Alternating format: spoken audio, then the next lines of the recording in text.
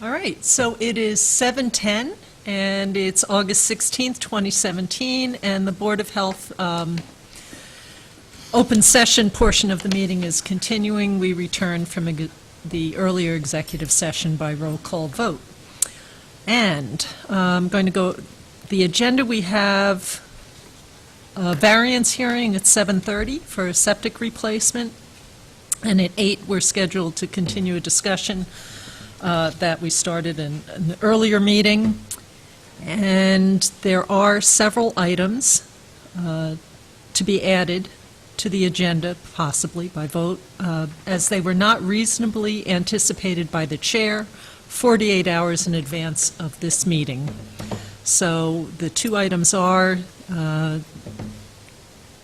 information about a grant year award from Region 4AB, which is Public Health Emergency Preparedness, and the dates for the MAHB training program and MHOA conference. So MAHB is Mass Association of Health Boards, and MHOA is Mass Health Officers Association? Yes. Okay. So do we have a motion to add these two items to the agenda?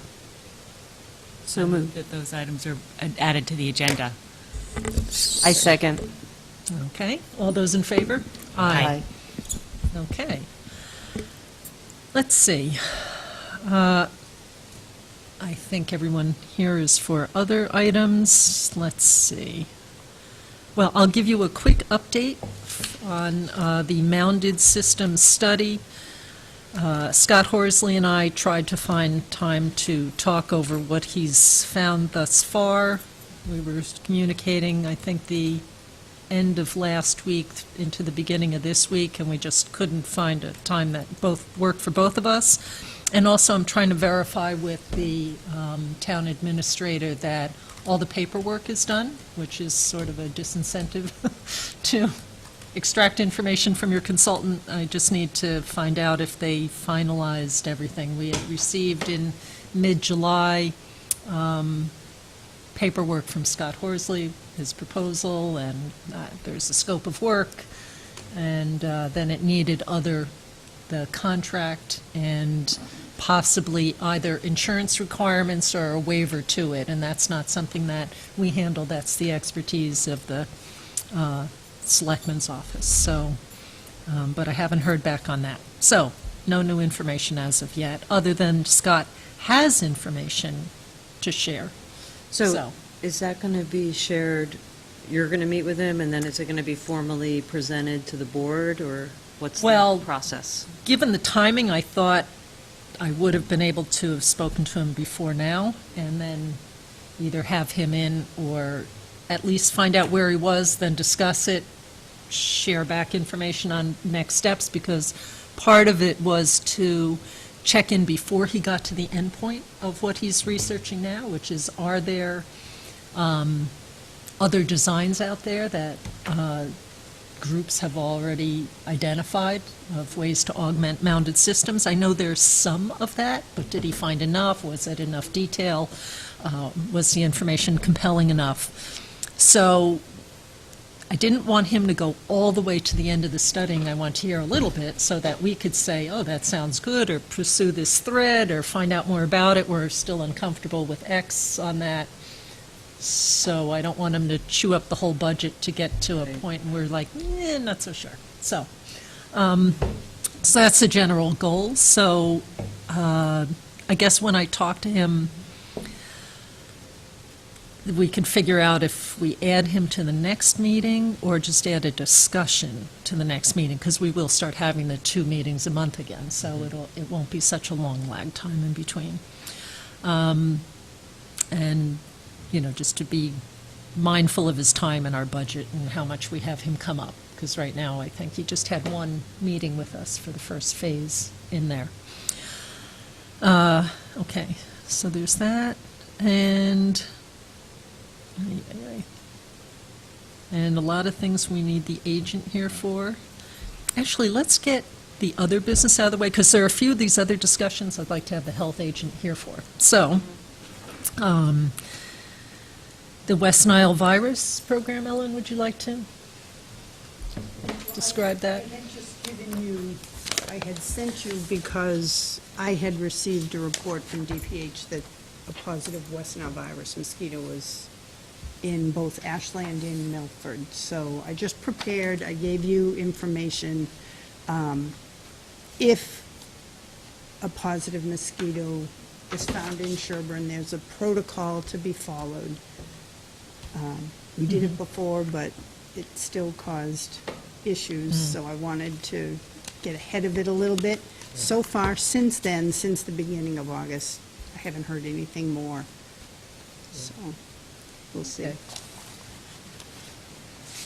At what point, the reason that there was a little bit of panic was that the system, the public announcement system actually was triggered, and we sort of as a board thought that it was inappropriate that that had gotten escalated to that point because it was already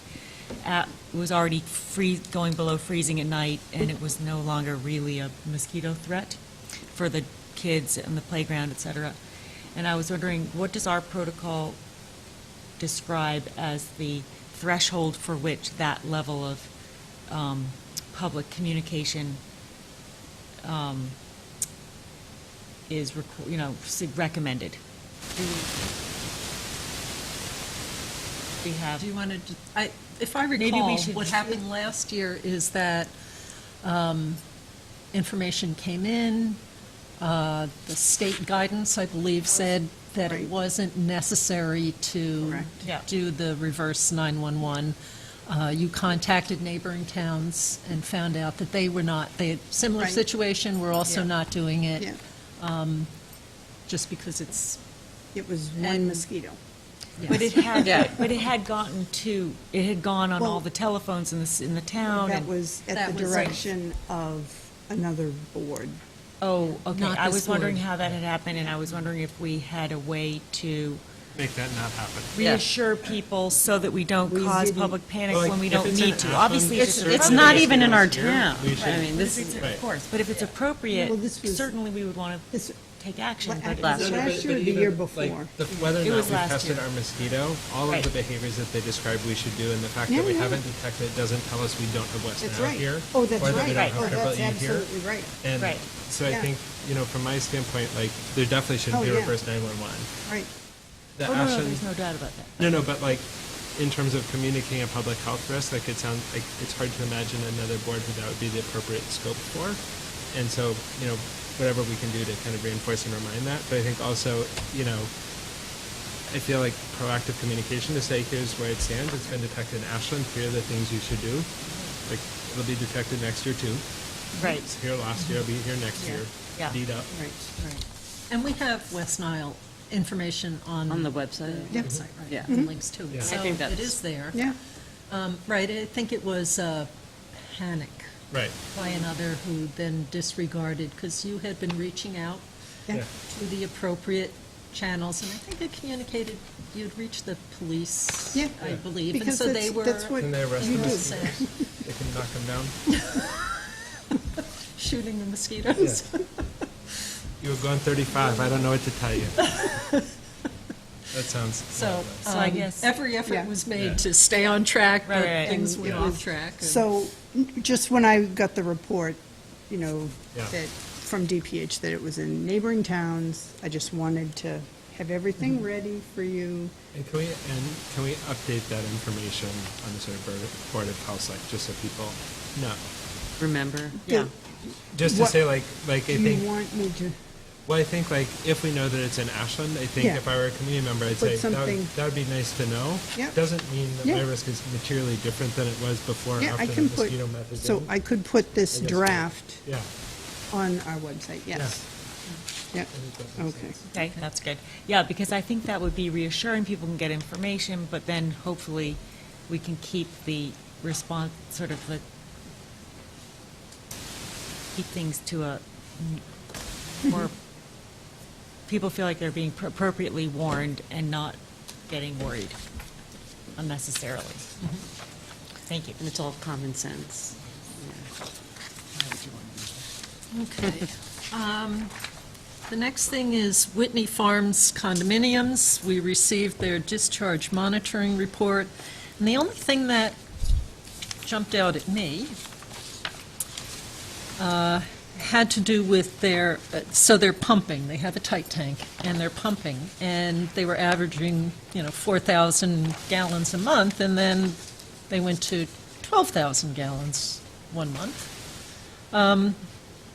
So just whether that made sense to them, and hopefully it's not a sign, since it's also, we've been having a drought, so the records cover a fair portion of drought period, and then we had a lot of rain, so I'm just hoping it's not infiltration into the So you're tank. talking about the July? Oh, no. July and June. Oh, no, June was only, Yeah. Well, no. April was 12,000. So, That was rainy. yeah, just whether they know that that makes sense, that there were more people using it, as opposed to they've got something that's filling up their tight tank with rainwater. Well, it doesn't seem like the occupancy's changed, though, so. Yeah, Which makes me worried about rainwater. yes, Yeah. so. Or whoever comes charges them for 4,000 no matter what, because they've hauled a truck out there, no matter how many Right. gallons they've taken, although really for the public, for the records that they're supposed to maintain, I think they're supposed to know truly how many gallons it is, but, Well, and they, or the tank is much larger than 4,000, and they always leave some, and I don't know. I don't know. I mean, it says the alarm went off, and that, so Yeah. I'm presuming that the alarm goes off, that signals that work needs to come out. But if that- it's a 10,000 gallon tank, then they can pump out 4 and leave the other 5 and get some of it next time, I don't know. But maybe, I don't know if we have, like an email or something to communicate with them, just to alert them that they should just check communicate whether with it's who? Whitney So just say- Farm condominiums, just Oh. do the number, does the amount of pumping make sense to them, and are they sure they're not getting rainwater in their tank? But maybe one of our health agents could compose something like that, and I'd be happy to talk to them about it. I think it would be good to Nothing big, just confirm. so that they're aware to look at it.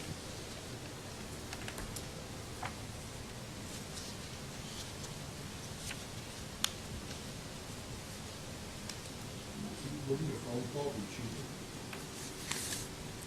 A phone call, wouldn't a phone call be less expensive? Health agent could do a phone call, I just don't want to do I it. was asking you to do that. No. Email, notify, whatever, phone. Communicate. I don't care, yeah, some communication. I mean, a phone call, I think, would be good, because then they could say, what are you talking about? And the agent could answer, so, okay. Uh,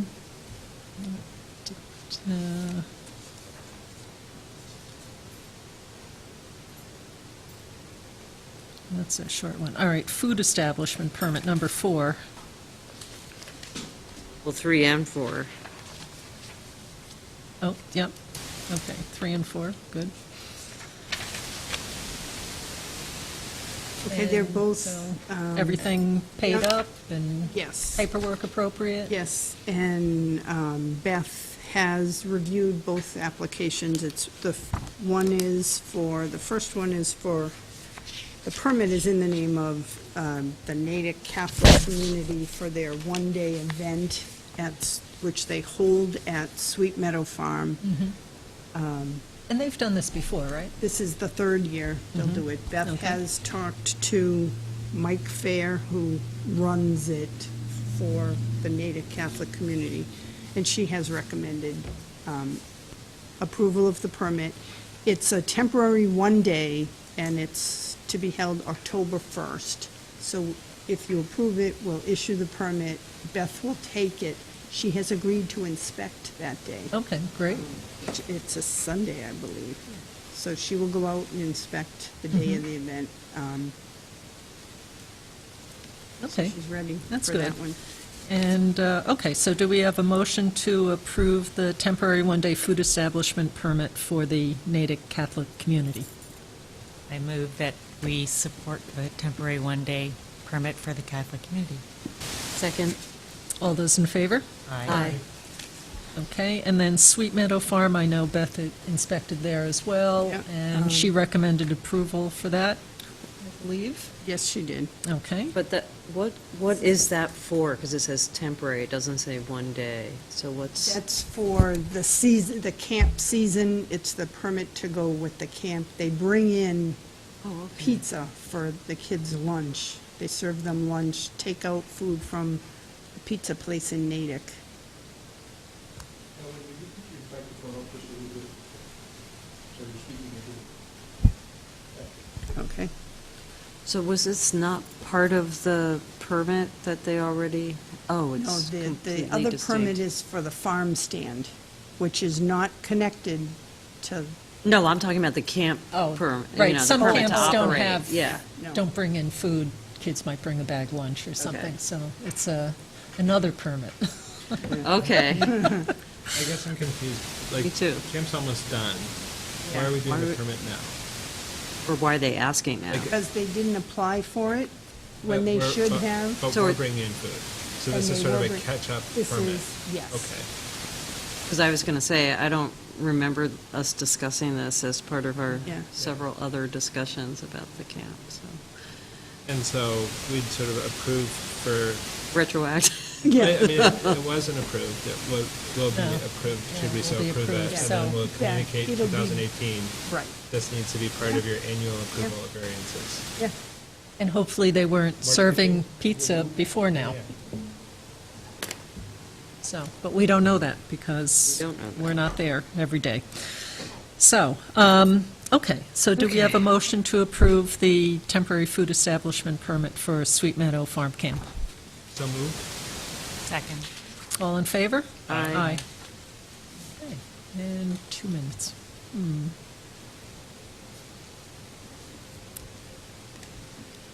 Oh, all right, the disposal works installer permit for Rodenheiser Excavating of Holliston. Yep.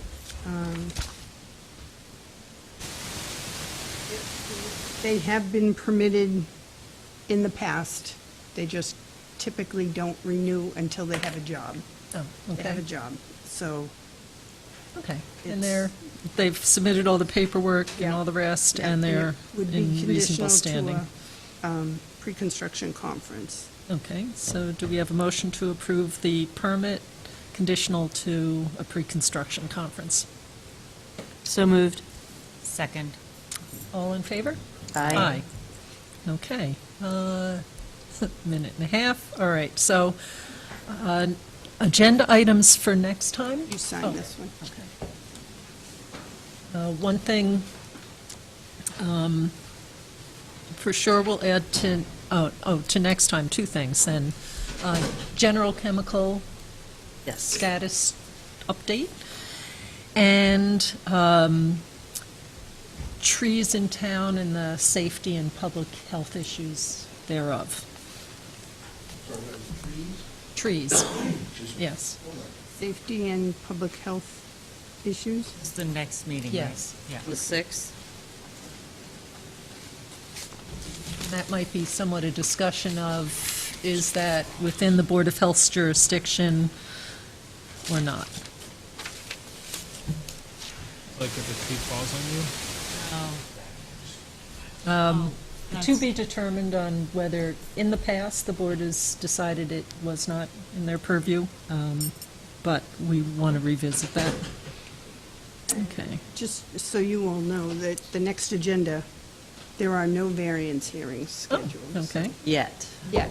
There are two, well, there won't be, because they don't have enough time Oh, now okay. to Okay. notify abutters. So There they're is, gonna be on there the are 20th. already two scheduled for The following. September. And could we just do a sort of larger background discussion, just to kind of catch me up a little bit on kind of the scope of the Scott, like I know we'll sort of get the preliminary piece, but just a little bit more of the kind of background and scope Okay. of that work. On. All right, Ellen, if I don't email out the scope of work For, by tomorrow, remind me? for Scott Horsley? Yeah. And then also for the general chemical, if we can kind of do a little bit of background there, Yeah. just in terms of the context, because I feel like I know it's an issue, but I don't know as much about the issue as I'd like to. Okay. Yep, and that actually applies to me too, because a lot of the stuff was before my time, and actually, it was a long time ago. Do It wasn't really formally on the agenda. you want me to prepare a summary, just Sure. a succinct That'd be great. environmental summary of what's Yeah. going on? That'd be fantastic. Yeah, that'd be really great. Okay. Thank you. And I assume you'd have fun with that, right? Well, Or I think it would really be valuable. like any other day and hour in your life. Yeah, pretty So- much. It would be really valuable to get your perspective and to understand the context of a lot of Yeah, I mean, things. I'm gonna, Yeah. well, I'm gonna make it pertinent to us. Right, that's what it should be. We're talking about Yeah, what no, we'll talk agenda about for next next- time. Agenda. So Meeting. general chemical next meeting, some background that Lisa's going to present. I'm gonna- I heard you ask for background. I didn't- Yeah, yeah. Yeah. Yes, and Lisa has volunteered to pull something together for presentation. Well, it looks like, what, 7:30? Yes, we are. So, it's 7:30, and we have a scheduled variance hearing for a septic replacement at 52 Green Lane, and, or, We do have the green cards. okay, so we have all the, It's all set. all right, we have the green card, so I can open that hearing, and are there any butters? No, okay. So, maybe you've already seen it. You're welcome to come up. The engineer is going to present the circumstances. Yes, so, right. They may have seen the plans a lot, but if you want to come up, you're certainly welcome to while he explains it to us.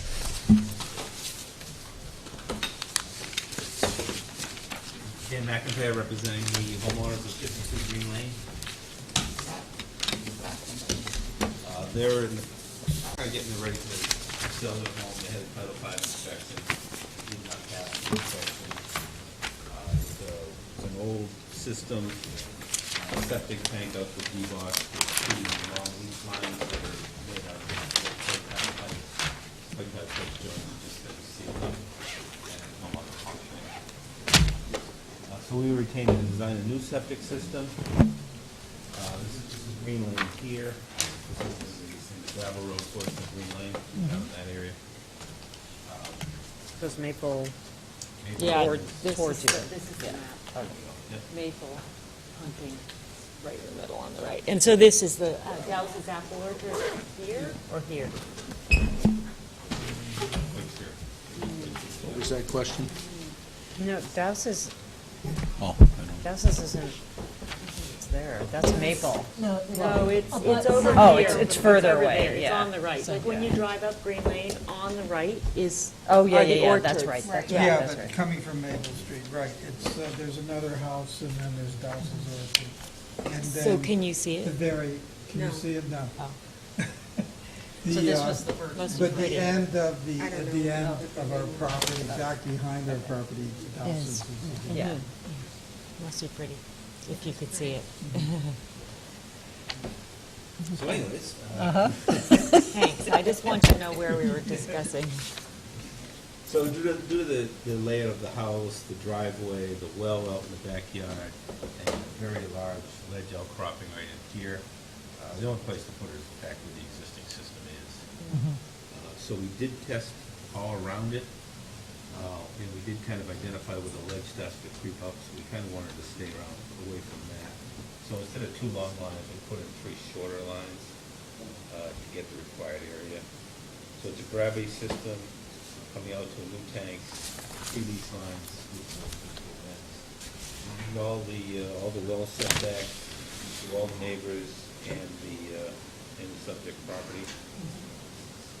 The soils were good, perk rates were good, the groundwater was less than 5 feet below the ground surface. But we are asking for one waiver to the Sherburne regulations, and that is to use 5-foot groundwater offset down to 4 foot, so it would be a Title V. Sherburne. We're asking for that to try to help reduce the mounding in the front yard. By bringing it up an extra foot, we're going to have the tank coming up an extra foot, which is going to bring this up kind of ruin their front entrance, is their front entrance to the house. Mm, Kind of mess because- that up. Then the grading would extend further out to Green Lane, and there's a couple of large trees out there that probably get covered over, so we want to kill those. So we are asking for that one waiver for sure. And Mark, have you had a chance to look at it? Yes, I have. Just so the board knows, we did hit refusal out there, too. Dan actually had to do a few extra test holes because of that. On his profile, he shows the deep holes. He's about 6.5 feet to ledge. If he was less than 6 feet, he would have to ask for an additional waiver under 8.0-2.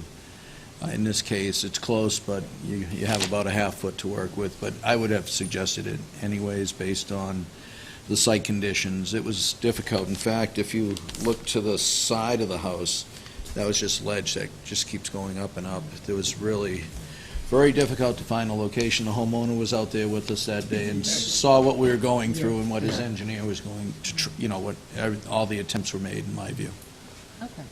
It sounds like Green Lane usually. Yes, yes, especially near the front ends of Green Yeah. Lane. Okay. Yes. Right, so, as we can see, we've got the usual conditions of once you get the setbacks from wells drawn in, there's only Ledge. this piece of property Yes. left. And then the ledge is taking up some of that, and Yep. It's tough, tough. stuff. And to me, there's some value in having the trees remain. There's no guarantee they'll stay there, but if they uptake some of that effluent, that's good, because they'll use the nutrients that are in that water and help to cleanse it. So, to me, that's a reasonable trade-off, given the other issues, so. Any questions anybody has? Okay, do we have Sounds a reasonable. motion to grant the variance for section 8.01? So moved. Second. Other comments from anybody? Okay, all those in favor? Aye. Okay. Welcome. Okay, so close that, and are the plans ready for approval? Yes, I was going to ask you, Madam Chair, if I could make that note that the plans are ready for approval. Okay. Conditional to a deed recording, because they're not designing for a garbage grinder. Okay. How did I know that? You were looking at me like waiting for that to come right up. Most of the time, you'll see that. It's like 90? Yeah, 90% of the time. Okay. Which is a good thing, because the deed recording will hopefully notify the owners, and they're not in any way good for a septic system. Right. I'm always surprised when Right, someone... Okay, so do we have a motion to approve the plans conditional to receipt of a deed recording for the garbage grinder? So moved. Second. All those in favor? Aye. Okay. Oh my God, that And- was a and- record. Deed recording paperwork will be ready to pick up. Well, that's Tomorrow. Ellen. Yeah, tomorrow. I'll have it ready for you. Do you want to pick it up, or I would typically just mail it out tomorrow, but if you want to, They haven't stuck their contract yet, so you can't track construction, deed recording. Ellen, do you want me to give them this? yeah, yeah. Dan, if you want, Ellen already prepares these ahead of, well, a blank's here for 52 Green Lane, you just have to fill If in you the want to blanks. take that, there's one, I still have to send you one in a letter, but it's the same thing, you only have to do it once. Ready to take that one? All right. And then they should know about the pre-construction, that we can't go forward until we do that. Yes. Okay, Dan, thank you. Thanks. Okay, thank you. Okay.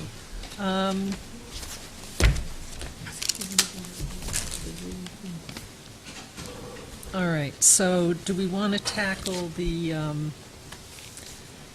size of rooms above the first floor?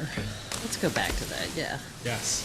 So, Such a fun topic. all right, and I'll fill in on information collected in between our last meeting and now.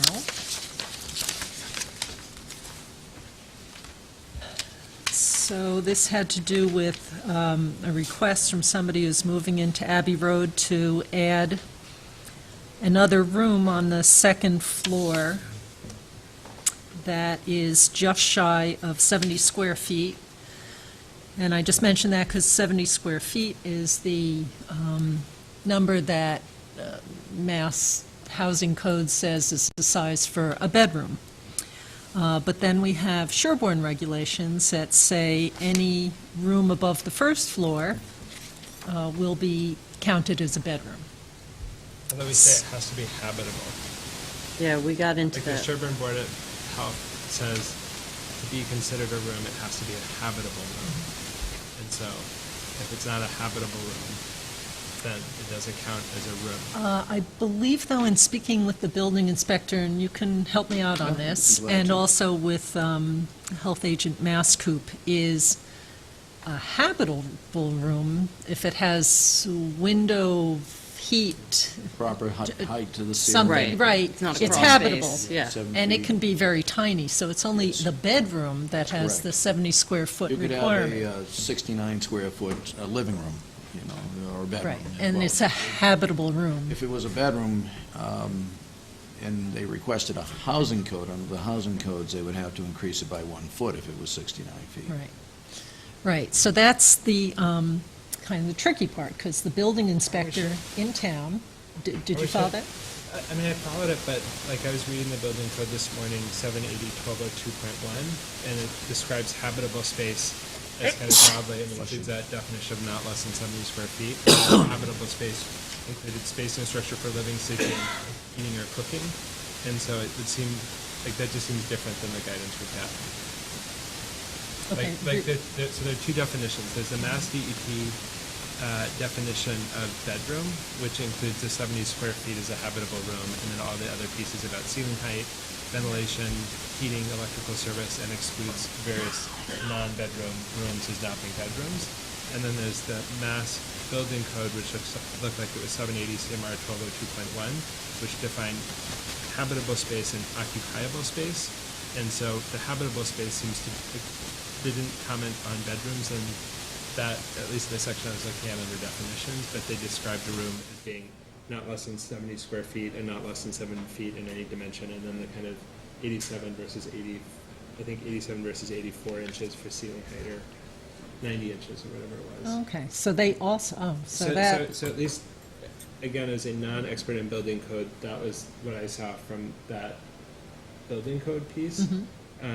But again, I think the questions of, it still leaves open, what are the implications of having non-habitable space that one uses? And sort of, I didn't have great insight there in terms of, does that mean you can't, you sort of are saying, no, it's a bonus room, but I can't call it an office, or sort of how that translates. yeah. Okay, so just to muddy the waters, so town council said, well, if our regs say any room above the first floor is a bedroom, then it's a bedroom. Right.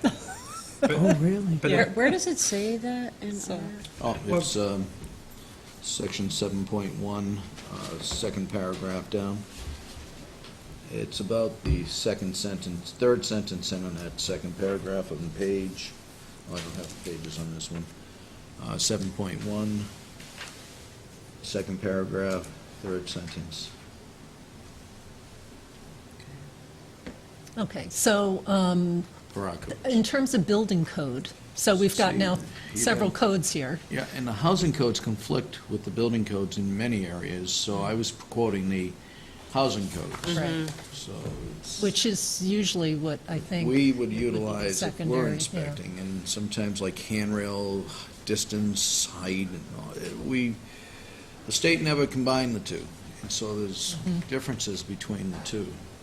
We handle housing codes, the building inspector handles the building codes, and they do conflict at times. And so for this one, it's not so for this, at least, so 7.1 says to be counted as a room, the space must be habitable per the Mass Housing Code. And so, again, maybe it's not really a room. Well, it's not maybe a room by the building code, but by the housing code, it's a room, but not a bedroom. And what was the housing code under? 105, I'm sorry, let me think, I do so many numbers. 105 CMR 4.410.000. 410. Oh, it looked like the attorney was agreeing with me in the audience. And I think in this instance, it was also the applicant kind of changed their design so that there's like a 5-foot wide opening. Yeah, I was gonna say- Other pieces. So I Yeah. guess the question is, how much do we want to figure out in this application in particular versus trying to make sure that we're kind of consistent in when is a room, a room, a room? Right, and to me, that's what it's, I'm really having a hard time. It's not you, it's not you, it's the noise off. No, it is, no, it is me. Oh, it's you? see, because we've been instructed to not get too Keep it close to the a foot microphone. away, Too close? yeah. Yes. Peter, you Really may be the adds up. first person in my entire life who wanted to hear more from me. No, I was talking to your wife the other day. And She definitely is not on that remember list. Saturday when you came home? Peter, 2 months to know, Peter. And so, Right, to me, it's the bigger thing because, you know, a half a foot there's the absolute letter of the law, then we have conflicting laws, although according to town council, ours would take precedence, but then, right, do we feel that the wider opening is sufficient to make it not a private space? Not automatically hanging a door there, and which is what it looked like before. And then what does it mean down the line when things keep dancing on the edge? It's not like this is a secret, yeah. the regulations, and so can we anticipate what this is going to turn into somehow? Right. So, I feel like for me, I think it comes down to, we should make sure we're clear, in the mass housing code. And so if that's what we're using, it's like that defines a room. At the same time, I think if, in this case, like most of the wall isn't there. And so to me, that feels different. And if we have some of those situations to that, my concern about that turning surreptitiously into a bedroom that affects the health of the homeowners or the abutters is pretty low. Because that's a pretty miserable room that I think is unlikely to be utilized. And so for me, the 70 square feet feels like an important piece. Like if you said, I've got a 250 square foot room with a 5-foot opening, it's not a room. It's, a kiosk. That feels harder than below that square footage for me, Yeah. just because I think it's unlikely for a future homeowner to say, boy, this will work really well. Well, I think the suggestions that were in the email included submitting a deed recording.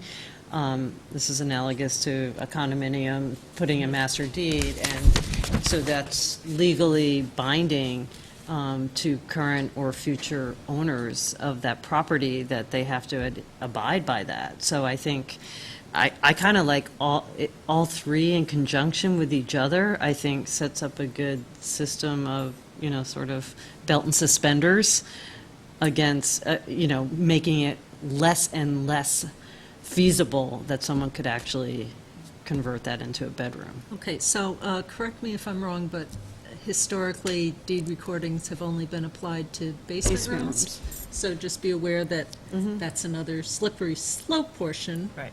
And I agree that, the features start addressing it around the edge. It's still too bad that the bedroom couldn't have been used as an office, but anyway. Yeah, and then just to add, to be So- the devil's advocate, my daughter's bedroom is so tiny that it doesn't have a closet, it just has a bed, and, our house is built 300 years ago, but Right. we have 2 rooms that are definitely not bedrooms by the definition of our regs in my house, and everybody has their own bedroom, and we have 4 people, and Septic. so, yeah. So I think it becomes tricky, and I like to be able to have something that we can just use for everybody and not be constantly, every single situation, having to reevaluate and make, so that's tricky, and that's the advantage of having a Sherburne reg. The thing we need to be mindful of, though, is that this is new construction, obviously. Right. Old construction with someone having an existing structure, an existing septic, and some of these other issues. It's a very different situation than, I think currently, it is very unlikely that most new homes being constructed in Sherburne would have a bedroom under 70 feet, just Yeah, right. just based on current construction practices. So, I hear you, but I also think Right. we're talking about a new construction issue, so. Okay, any other No, it's, housing code's very generic on a habitable room, doesn't talk about square footage. Right. Talks about it for the bedroom, but when you look under the definition of habitable room, it just says, I can read it to you if you want, it's a two-sentence, it's in definitions, Yep. and it just says, basically, habitable room means every room or enclosed floor space used or intended to be used for living, sleeping, cooking, or eating purposes, excluding rooms containing toilets, bathtubs, or showers, and excluding laundries, pantries, foyers, communicating corridors, closets, and storage spaces. Yeah. So, because they don't want you sleeping in the tub, basically. Right. So if I'm doing a housing code for a tenant, Yeah.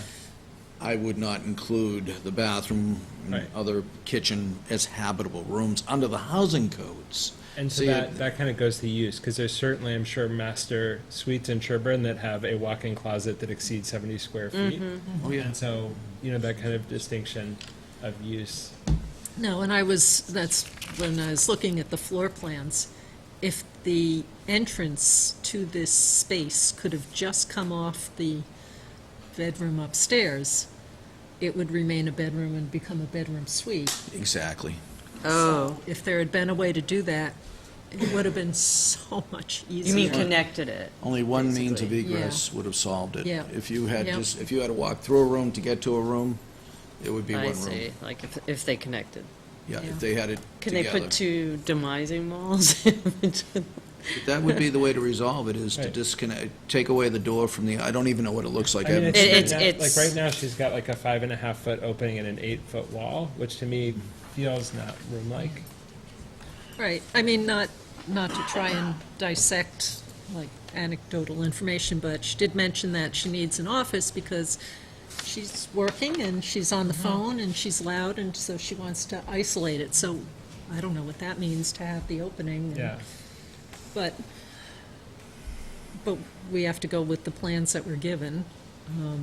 And so what's the kind of next step for resolving the issue for this particular instance? Is it something that they need, like, We are we could able to give render a just- sense of what we would be looking for. We haven't so received they'd sort the of have formal to- There's no application They yet. application. have to So render an application. we could say, we could take a vote now saying if it meets these criteria, Right. you know, then the agent who reviews it could go ahead and approve Right. it on behalf of the Board of Health.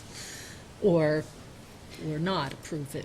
Yeah. When you say Whatever. criteria, are you referring to some of the design Either the opening specifications? size, Yeah. and the, deed recording, and, I Yeah. don't know, and the overall floor space, something like that. It could, There is already a deed recording restricting these to 2 bedrooms to that. It is already restricted. But I thought that they were saying that, I was confused about the discussion of, I know that that was the plan and the design, but is that actually a deed recording that applies to each unit? Or a master deed? There's a planning board decision that says you can only design to have 2 bedrooms. Design, right, and they were designed for 2 bedrooms, but she's making a post-construction modification to the design, so that's why I became unclear. If that part goes to use, you know, and Right. have 2 bedrooms, as opposed to, you know, the definition where the room above the first floor is a bedroom. I think if you want, I'll go double check condo docs and I'll send something to Ellen. And I'll point it out just so you have that. They are restricted to 2 bedrooms. Yeah. Right, yeah. Yeah, I I'd think wanna this is see that about because use. This looks different than the original floor plans, so that's what complicates it, so. So I guess in terms of, So- so it sounds like there's nothing for us to formally vote on at this point. No, we could vote on, are there criteria that we think it would be okay to approve the room or not approve the room? I guess the question is, do we need to do that, or can we just give some guidance to say, you know, we discussed with the plans you outlined? Like, I still would like to see them submit an actual plan. Oh, they have to do Right. that. Oh, yeah, they would have And to. so I'm not sure, The question is, we they wanna could have to submit the come plan back and the to you. agent could review it against the Right. criteria and and sign say, off. okay. Or versus it having could come another back to question us. For variance hearing. Yeah. And if it came back to us, would that require Oh, if we viewed it as a variance, then it would have to come back to us, versus we ruled it as not a bedroom variance, for 'cause other. it's not a room. Yeah, not a bedroom for Not a other bedroom, reasons, or yeah. something like that. Okay.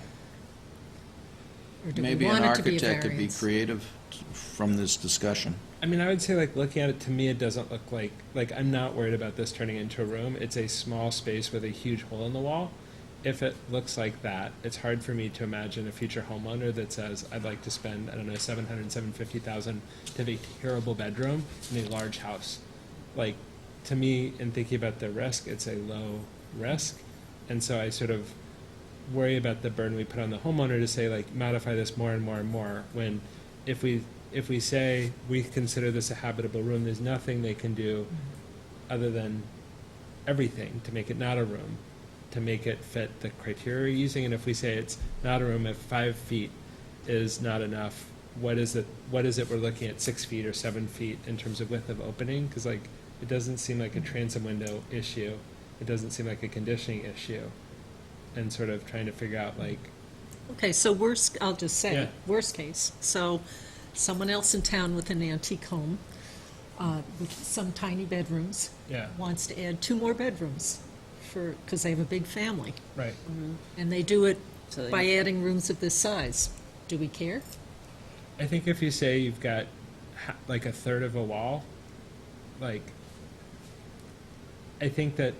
Oh, true. I Right. guess you're right. Because If it's sort it of like you've got a stays five, open you've got and like a doesn't get 5 filled foot in. opening Yep, in that yep, yep. wall. So I think these are reasonable criteria to help safeguard Yeah. against that. But I mean, because what we care about is not this family, it's the next family. Right.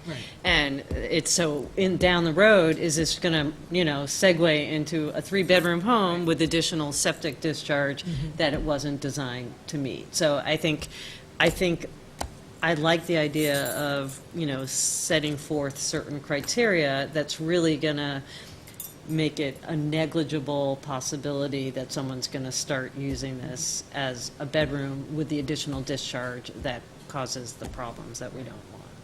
So, just so you know, I did, as you can see, we did speak, and I explained what the issues were, in just that consistency of applying regulations across all properties. It's not the use of this individual, it's what it could be down Right. the road. So I just explained, we just have to understand better. And then I said I couldn't guarantee, but, here are some of the things we talked about last time. That the opening was, door ready, the walls went up to the ceiling. Right. This was a closed window as opposed to an open space also. I think those were the items, and then the deed recording issue. How many rooms would there be total? Because I'm just reading this definition 15. about that, I mean, half the rooms. Well, so, I mean, this Well, doesn't actually, hit the built half the in. room threshold. I think when we Yeah. counted it last time, this would take it to 5. So it'd Okay. still be considered, if we counted it for the room counting total, it would be 2.5, which would round down to 2, but that doesn't apply since it's less than 8. Since it's which a would newer apply house, because a yeah. single-family home I just defaults to realized 3. that was a read. But we called this a 2. And it's so an a 2. EA, Right. so it's yeah. in the hands of planning board to Right. have designated that Because is the as- loft not, that's what I couldn't remember. Yeah, Is because the loft is so open, it's like a Right, big it's not giant hall considered in a way. room per se. Yeah. Okay, Peter.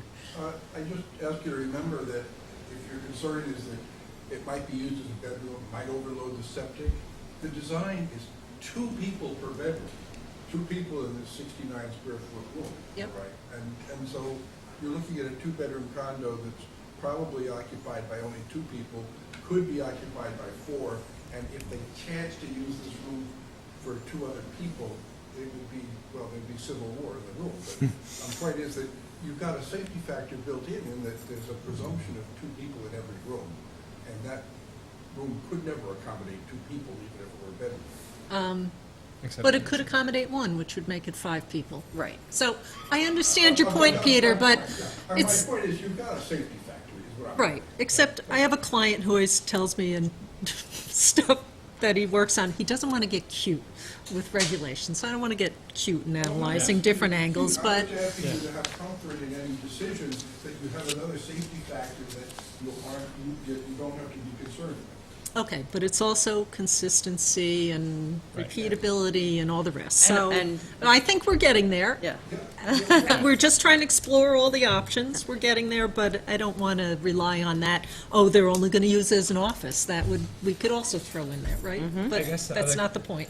I guess the other thing for me in thinking about it is I do think it's a struggle to say that we've got multiple codes, like we've got this DEP standard, we've got this building code standard, we've got that housing code standard, and it's sort of hard for me that we're using the standard that has the least specificity, and we're saying this is our gold standard in terms of calling a room for our regulation. We've sort of, like, their standard is 2 sentences versus, a paragraph from DEP and a paragraph from building code, and those two, like, the building code and the DEP line up. The housing code is what has a less clear definition, and so I'm not sure why that's a definition that makes it the easiest for us to be consistent, since it has the least guidance in it. Does that make sense? Like Mass DEP and building code both say 70 square feet. This doesn't comment one way or the other. It just says if it's a room, it's a room. So Mass DEP says 70 for all rooms? I'd have to check. Bedroom. So it says Oh, no, 70 so per bedroom, that's right. consistent But they have within the no other- housing code, right. yeah. I didn't see any other So- definition in DEP for room, for the purposes of using the room counting that they described. I didn't see anything else that described what made a room. Yeah. And No, so- but that's where we right. were defaulting to then the housing code, which describes a habitable room, and then the way it loops back is our reg just says any room above the second Right. floor shall be a bedroom, whether or not a Right. bedroom. So, but, I'm Yeah. happy, Sure. happy with the opening, I'm happy with the deed recording, the Which we may or transom may not window. need, right? I don't know if that makes a difference. I mean, I think it's To me, offering but- less privacy. Yeah, exactly. And so I It's going to think- be sheer, transparent. Yeah, On it'll one be a side. pie. It'd be more of a light issue, but, Point out, I would also point out on different definitions. The housing code definition, I think is somewhat circular because it talks about either a room or a closed space. And when it uses the word room, there's no definition of the word room in the housing code.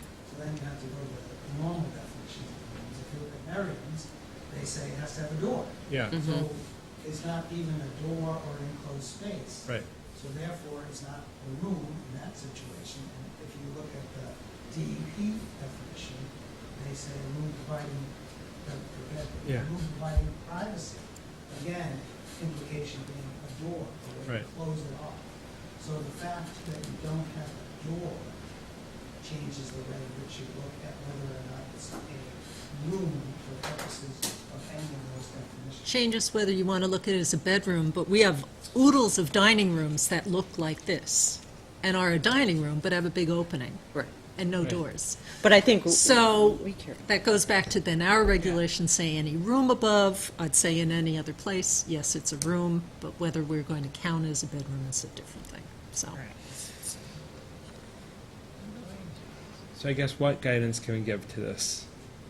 Would anyone like to make a motion, Like, or? I mean, I think it sort of or- comes to like from my personal standpoint, this passes my gut test in terms of precedent and slippery slopes and the other pieces based on the size of the opening, sort of making it conditional with the transom window, the large opening occupying greater than 50% of the covered wall or whatever the threshold was, so that it was scalable. So it wasn't, you have a 5-foot opening here and you have a 5-foot opening there. This is 200 square feet and we'll put French doors right in there. This is 70 square feet or 69.4, and it's not. But I think the motion kind of comes down to, like, where are folks? And so if we're saying, I don't know, it seems like that we sort of have a positive motion or a negative. I mean, so I guess the motion would be It's usually I mean, a positive motion. a to- positive motion. But we're To not calling approve. this a variance. No, It's but like, Right. what do we- that they'd be submitting a design that Yeah. incorporates the opening as, of approximately 5.5 feet wide, and, expanding the width of the transom window, in addition to confirming via deed recording that it is a 2-bedroom home, and the upstairs area will be used as office space. I don't know, do we need to put a use restriction? or No, I just- wouldn't. Just not- keep it to not a two-bedroom? Not a Okay. bedroom. I would also limit these definitions about the size of the opening to above the first floor. Because otherwise, as I said, this could be a Right. You dining could say, room. I've got 6 rooms, none of which are rooms, because they all have Or openings. offices Right. downstairs, whatever it is. Because you wouldn't want to undermine the room counting for the house total for those homes to which that count would apply. Yeah. Okay, that makes sense. And because it's new construction. I know it's a bummer that it couldn't have been made a suite, but Yeah. they would have to walk through the bathroom to get over there, so not too many people want to access their office that way, probably. When you're working, right? Would give privacy, though. Hidden door. No one would ever Okay. know. So they would submit a final design that would be reviewed by an agent? Yeah, they that haven't- It would be a Before building that's- application. satisfies the It- conditions that, Yeah, it would be a building application Okay. that they would be submitting, that the agent would review okay, and sign off if it had those, okay, if it met, if that's what you vote. The other thing is maybe we could provide guidance to the agent that if the plan comes in with these specific features and not try to generalize it for all, like that percentage of Right. opening relative to wall, and just say, if a room, I think a second floor of an Abbey Road unit comes in with an opening of 5 feet, an area of less I than. think right now we're sort of, the way I'm thinking about this is, I think we have a goal of creating general structures. I don't think this is that structure. Like, I think we're very particular about this project, this homeowner, this piece. So I think we certainly run a risk with the slippery slope kind of Yeah. point that we raised. At the same time, like, I feel like as a homeowner, like, this doesn't feel like an unreasonable request to me. And in terms of, does this pose a public safety health risk? It doesn't feel like it does. And so for me, I'm kind of trying to reconcile those two things with saying, I want to be mindful and consistent, but at the same time, if I think about my honest assessment of how much risk do I think this poses to future homeowners or abutters, it's trivial, just in terms of the pattern of the development, the pieces in place with the deed restriction. I can't say it's nothing. I can't say we couldn't have a tenement house with 47, 69 square foot rooms, but it feels unfair to this homeowner to say, to prevent this very abstract possibility, you've kind of worked with the board, you've modified your design from what you came in with. Like, it feels like they've heard what we had to say and they've worked to incorporate it, and we may not get just what we want, but they moved, and to me, that feels important, and like, I'm trying to figure out how to get to yes with that, without saying, you have to be responsible for Well, everybody else. Right, and that's why I'm wondering Well, what whether we about- vote on, not vote, or, vote to provide guidance to the agent to how to view it and what things to look for when the Right. plan comes in, just for this right, specific I so. think that's Yeah. fair. What about also saying, in the circumstance when a deed restriction exists, this can take place, rather than having it be to pertain to any room above the second floor, because I think the right now we're issue not here is saying, that we I think have we're a saying deed it wouldn't restriction. pertain to any. Yeah, I We're think this saying- is we're very saying we're not making a global specific. assessment. Yeah, This I is don't think we're specific trying to to this redefine project. things. That would make me more uncomfortable. Right. Yeah, Um, just but because I think, that yeah, 5 foot on a 10-foot, but then Right. that'd be a hall, so I don't know. But Right. What I might say is, it sounds like we have more discussion on the second floor and how to make sure that we have good rules that we can, like, I think for me, part of the struggle is just being new to this space, but also, like, we've talked about this a lot, which suggests a rule could be clear. Just because if it were really clear, you'd be like, nope, there's like 2 parts to this rule, this is done. And like, we had to talk and think about it a lot more, because I think this was a hard question using the tools we had. So I think we probably need a larger conversation about what that looks like, but I'd love to be able to give some guidance to this homeowner about their project. And so if Right. the best way to do this globally is to say, here's this instance, here's a larger consideration to make sure that we're kind of give ourselves the tools or future us kind of to apply. Yeah, Because I would feel very different if this were 300 square feet, if there are lots of things that would feel different, and so for me, it's a much harder struggle to say, here's a global change to room, Yeah. you know, kind of the room on the Yeah. second floor. No, and this has got a bunch of different things all coming together. The transom, the opening, the, I don't know, the Restriction. size. So, okay. So, all right, I'll start. Maybe we'll have to do this a few times and modify it to get the wording right. Do we have a motion to instruct the agent to approve or sign off on, whatever the appropriate term would be, the building application for the Abbey Road unit if the room is going to be less than 70 square feet in area, and the opening is, do we know how? 5.5 feet. feet. Okay, the wide. opening into the room has no door and is 5.5 feet wide, and the transom on the, covers the west wall,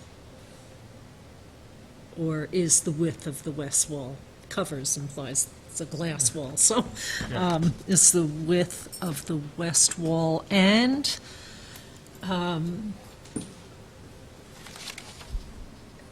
actually, since the master, it sounds like the master We need to, deed for the condos. you're going to confirm this for I'm us. gonna go confirm.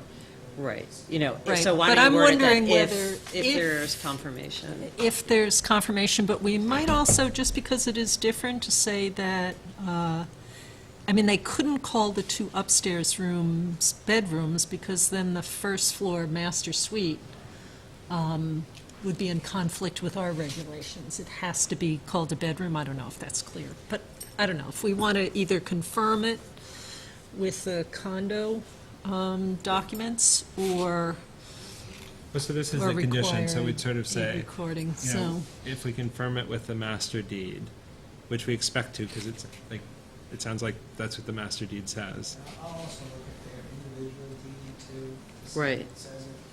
And, you know, if there's some ambiguity or whatever, Right. you know. Then we can it's do the- an extra yeah. $75. So Yeah. it's not like it's going to stop them from going forward. Right. okay. Were those all the issues, I think? I think so. Size, blah, blah, okay. So moved? Second. Any other discussion? All those in favor? Aye. Aye. Opposed? Abstentions? Okay. I didn't hear you say I anything. didn't say Anything. anything because I'm deciding whether to abstain. Oh, okay. I think it's too complicated. It is complicated, but it's a one-off at the moment. Right. Okay, so I'll support it. I'll be. Okay, so it's 4-0, okay. Yep. Okay. And then when we see the next variation, we'll know. Yeah. So you're doing them case by case, Yeah, at the which moment. is the way the board has always done it, so you don't set a precedent. Right. Or if you want to set a precedent, you usually do No. Yeah, if we regulation figure changes. out a way to codify it to make it easier Sure, so it yeah, isn't even a exactly. question, then that would be nice, but, All right. okay. All right, now, our 8 o'clock appointment, sorry about the delay. Continuing our concept discussion on the kind of specialized evaluations of, on a site-by-site basis for new construction, I guess, is largely what's being asked for, although it does dovetail in with our mounding study, since that's, I guess, maybe the main technical solution for the parcel in question, I guess. That's what you're aiming for, is to be able to put a mound? Okay. Can I ask just a general question? Please do. I would say this is probably in the rudimentary scale, so bear with me. So for lots of our remediation solutions are not mounted systems, they're sort of innovative alternatives or whatever their technical label is. like the GeoFlow or whatever, all those ones that we talk about that are complex. Here's a tube, here's a baffle, here's this thing and that doodad. Is that separate from mounding, or do many of those systems include mounding also? Do you have a sense of the breakdown? I don't know if it's, I've never thought about percentage breakdowns, but sometimes they're combined and sometimes That's why they're we're careful to separate. not define it as mounding. Yeah. We define it more as you're not allowed to put a septic system within any area that has groundwater within the first 5 feet of material. Right. Because in all respects, if you were to use a septic system that was 5 feet to groundwater and it was exactly 5 feet, you could use GeoFlow, for Yeah. example. Right. We'll say those type of systems that use almost like a irrigation hose. Yeah. So that doesn't bring you up much more, and so you may not think of it as a mound. It may Right. only be another foot above grade. Okay. So mounding can not always be in the picture with all the new IA technology. So it wouldn't look like mounding. But is it true Nitrogen. in Sherburne that most of the innovative systems that are used because that they don't satisfy Separation from the groundwater. separation criteria? In most cases, but we did see someone choose to switch. It's right down here at, I think it's 42 North Main Street, the carriage house, they call it. They had I don't know if you remember, they had a system that was mounded.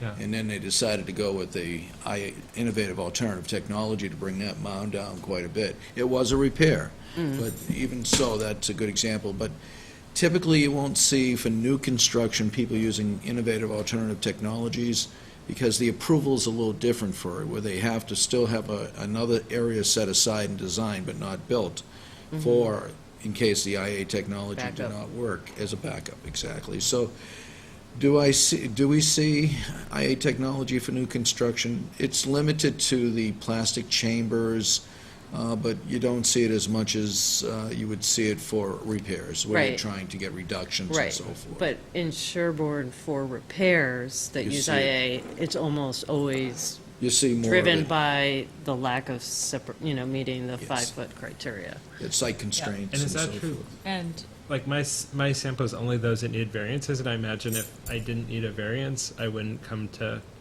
you know what I mean? Like I'm only Right. seeing the Exactly. asks as Yes. opposed to the universe. Like what Right. percentage of our Sherburne repairs require variance hearing or require IA? I would say we see the majority. Most of them, yeah. and the other, and I think the most significant issue probably is that, is the whole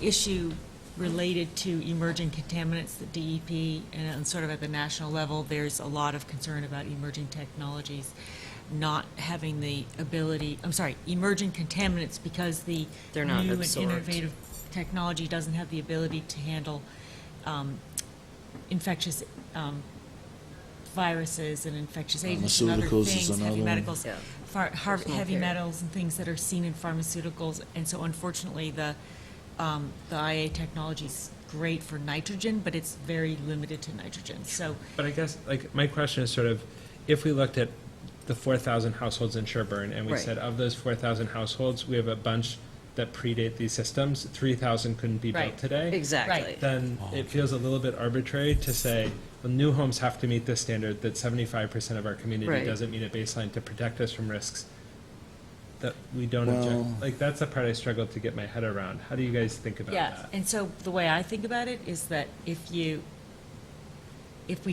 truly care about the quality of our drinking water, I don't want to tell somebody your house is uninhabitable if they bought a house. But I feel like it isn't really fair to have somebody build a new house and then have the water be at risk. Yeah. And so It's the I load don't- on yeah, the and so it's cumulative like, what do load that we we're do? putting on it. So it's Yeah. one thing if someone's already living there, it's established, and then we're truly depriving them of their But so that, I mean, I right think to- that's like the manifest Right. injustice piece that has come up Right, before, exactly. and I Yeah. think that's a Yeah. piece. But that's an important aspect But of it. that's separate from like the safety question. Like if we say that 75% of our households aren't safe at baseline, and we're okay, No, or, we're- or don't hit the criteria that we're defining as safe. Right, or, because they're in failure now, though. So But getting like, them, I bet if you went to my house and fixed. said, like, my system was put in 55, I would guess that it's totally plausible that I'm less than 5 feet from groundwater. I have no idea, because it's never But- been tested. I'm Title V compliant when we bought our house. Right. And have no evidence of failure. But if we're saying, we have no idea what I am to groundwater, nor was that a criteria that we had when we built the system. As we flush every day, we may be flushing 3 feet from groundwater. I don't know, because I don't have to test, because I'm not in failure. yeah, but you bought your house pretty recently, and it had to. Like and it passed Title V, and it, So you know, that's did all 4 that. feet, too, Right. right? I mean, Right, I No, get but what they're- you're saying But is, they're not, what are they if assessing? we that- have the rest of the They town. assess Yeah. groundwater. They do assess groundwater. They do assess Okay, groundwater. perfect. They try to look at as many available, they look at as much available information as possible for groundwater evaluation. They may look at your abutter's home. Yeah. They may look at U.S. geological maps. The other thing, though, that to keep in mind, too, is if a system is failing, this was the state's design back in Yeah. 1995 to improve them. They, your changeover to a newer system would be more environmentally sound than what's there presently. Yeah. that, yeah. Because Right. the codes kept changing to improve septic systems that are existing right now. And it doesn't mean that Right. the other ones were okay, but I think what was going for people in the past were two factors. There was less development, and less time had passed for things to saturate the soil with, so there's only a certain amount of sites for the stuff in the effluent to either absorb to or just adhere to.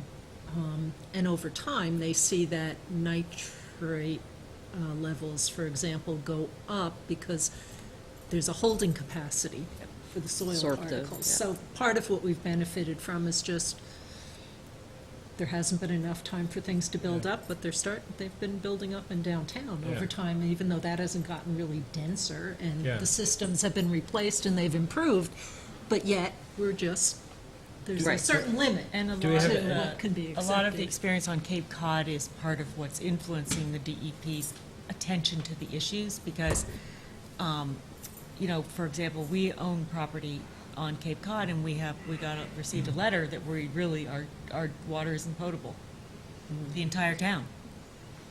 And so, but there's nothing we can do about it. Are And you on so, wells there too? Or is it, it's town water. the town water's not potable? Yeah. Oh. But, so they just warned us. Because they're drawing So from then, that you know, same so- aquifer. Yeah. We have, because we don't have town water, it Yeah. falls on us, so what do we do? And we're kind of in this awkward Right, position. and we're adding, so new development is increasing density, is increasing the load on the aquifer and the soils and the sorptive capacity. So I hear everything Yeah. you're saying, but I think we have to just acknowledge, it's the cumulative. But I guess my question is sort of, I hear all this, but if we say we won't look at it.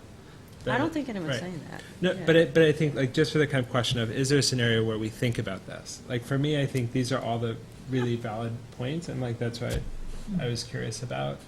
I think, And we periodically revisit the regulations anyway, or the Yeah. board.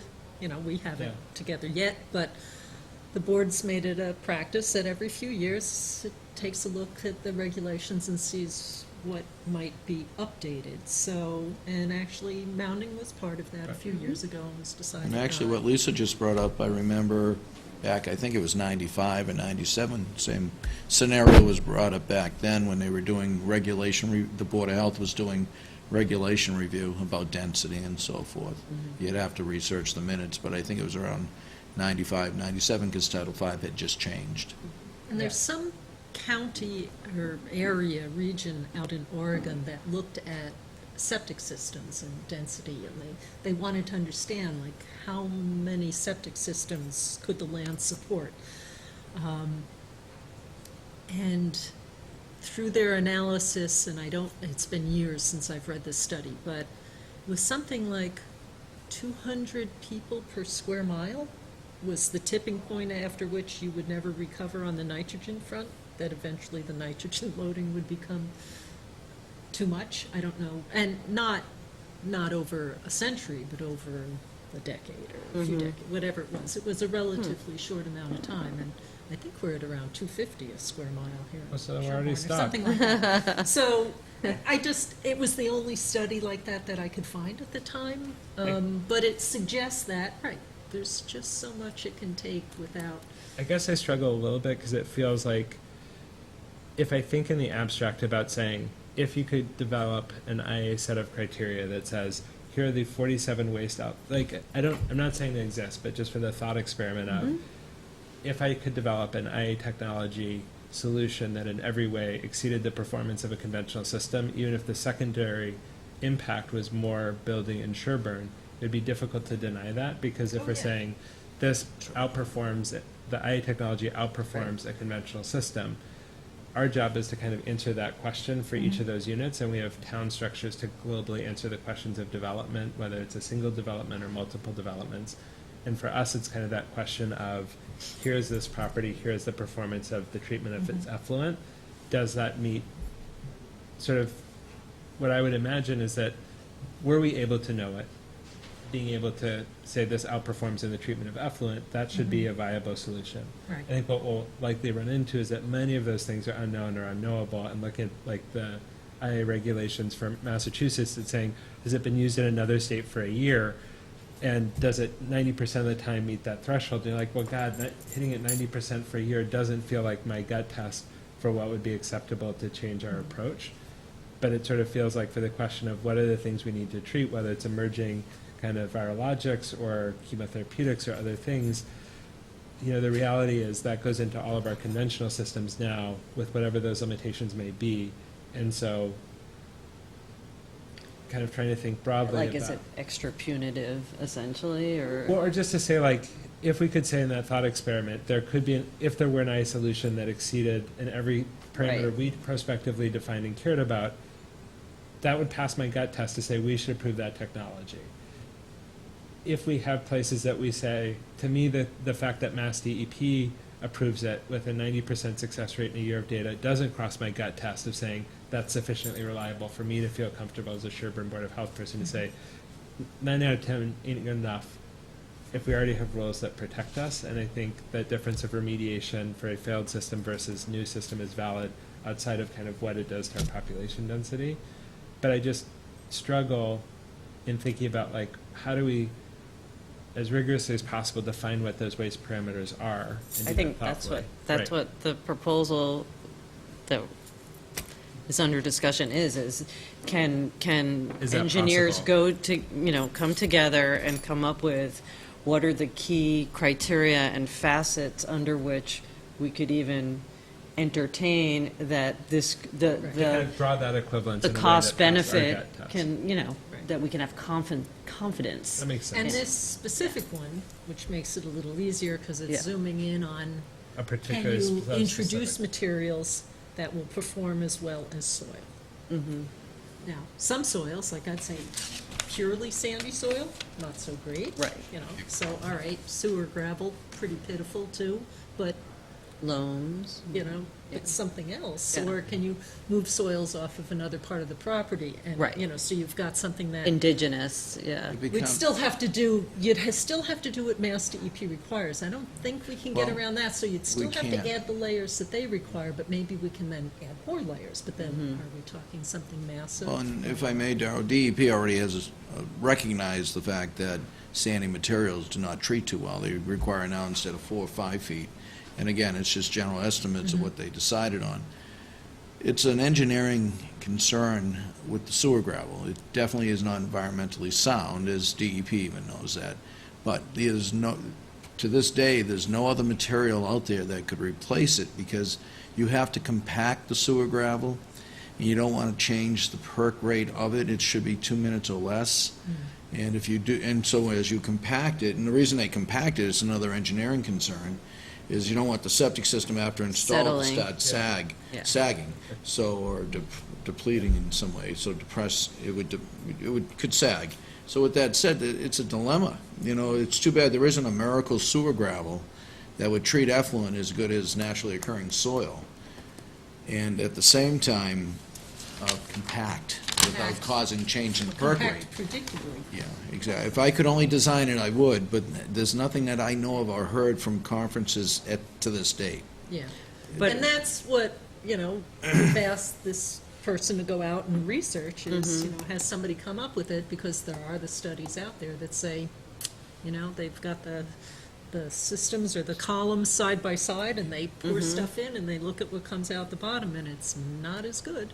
So, Although, I mean, what about the idea of, in terms of specifying the fill material that's going to be brought on, if it could be obtained from the property so that it is reflective, so, from someplace else on the property that, when people are building homes, they have to typically excavate. It's rarely like a zero cut fill situation. You're usually, especially if there's a basement, whatever, you're going to be generating.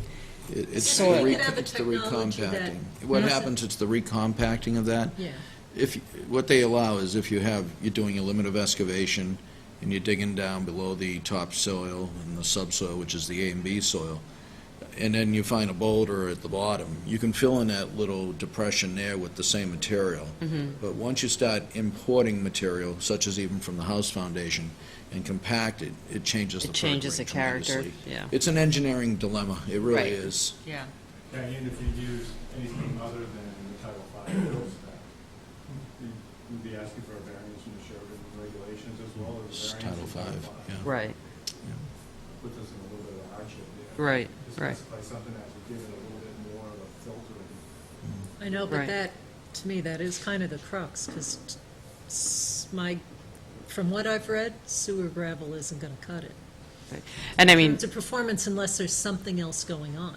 and Title V, the So- Cape is an unfortunate example of, there's lots of compliant areas of Title V in terms of the septic that have serious water problems. So, unfortunately, Title V, isn't the end-all, be-all in terms of satisfying all of that. So, in a way, part of the question, though, that we need to think about is, do we want to stay on the path, the mounding study, see what that reveals, or do we want to have a parallel track where we're evaluating this property in a separate way, right? So, on a site-specific basis, and what does that mean in terms of, I don't know how many properties coming up would want that, and then what's that mean for resources of the I feel board? like- And I'll get to you in just a Yeah, second. sorry. And then just functionally, who would be the consultant? Because we've got the mounding study with one, it doesn't seem proper to use that same consultant on a site-specific, so how do we find somebody else? Because it wasn't easy to find this Although, one. wasn't the proposal not to, here's what we want to do at this property, have your guy review it? I thought it was more like, let's discuss what we feel are the key variables that we would want to understand before we would even consider allowing a new construction to proceed. So I wasn't thinking that it would be our consultant reviewing their exact No, proposal. it would still be somebody we need to pick, Like, right? we'd still They have- would pay Right. for it, we would pick. Right, so, So- but what's the conflict with, oh, I thought you were saying it was a conflict for Horsley to be doing that. I would think, Why? No, if he was our rep on this project too, and on the on- mounding study? on this, yeah. Right. Why would that be a conflict? I don't know, I don't know. I think for me, like my goal in all of these things, like my sort of general approach here is to try to figure out, is there a safe way for me to get to yes? Because I want to get to yes. I want to do it safely and responsibly for Yeah. the current and future homeowners and abutters.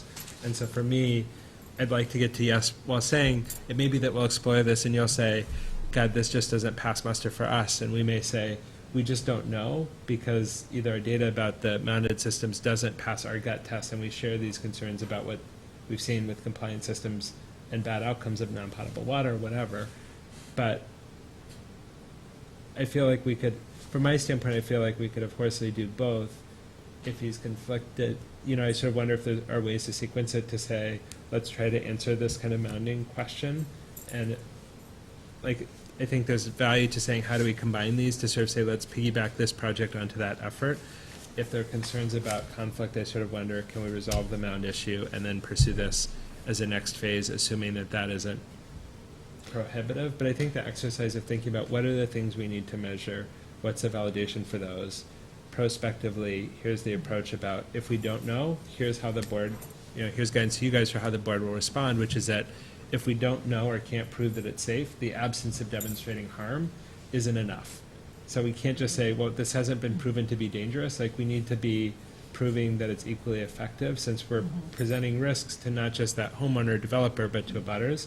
I think thinking about particular features of the property certainly seems pertinent, but I think it's important to be, if we think about these things, should be generalizable. I think I certainly think this the is a large. and I think the Yeah, I would criteria like and to the get there. variables should be, it should not be just for this Right. site. I think Yeah. this site will be the genesis of a lot of the ideas, but I think that they should be things that we would be considering if mounding or other things are found to be viable technologies that we could consider going forward in other situations. I do think we want them to be extrapolatable To other projects. to other projects. Yeah.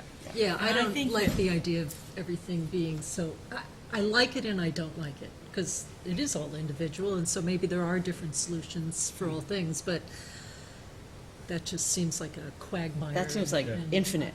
Yeah, Right, and the other thing is that I think that we kind of have a responsibility to the town, to the people, to the taxpayers, that we have a responsible approach, and that the board is going to be involved in every decision, and that it isn't just delegated to an engineer who's getting. I think the engineer is giving us Oh, yeah, guidance. Like, absolutely. we're saying, this is what we want, and what we said last time was, if we if the engineer says, no, this totally seems copacetic, and for us as the sort of elected members, we're like, I hear you, I'm still uncomfortable. Yeah. Like, I think that's what we sort of talked about, to say, if they disagree, we're gonna go with our guy. Our guy, yeah, Yeah. or If they gal. agree, we're not kind of giving up our Not committed. decision-making Yeah. authority. I think I would have the expectation, if we said to you guys, these are the criteria, these are the pieces, this is engineer, and it all went that way, my hope would be that that kind of passed muster for us as the board in being cognizant of that future when picking those criteria.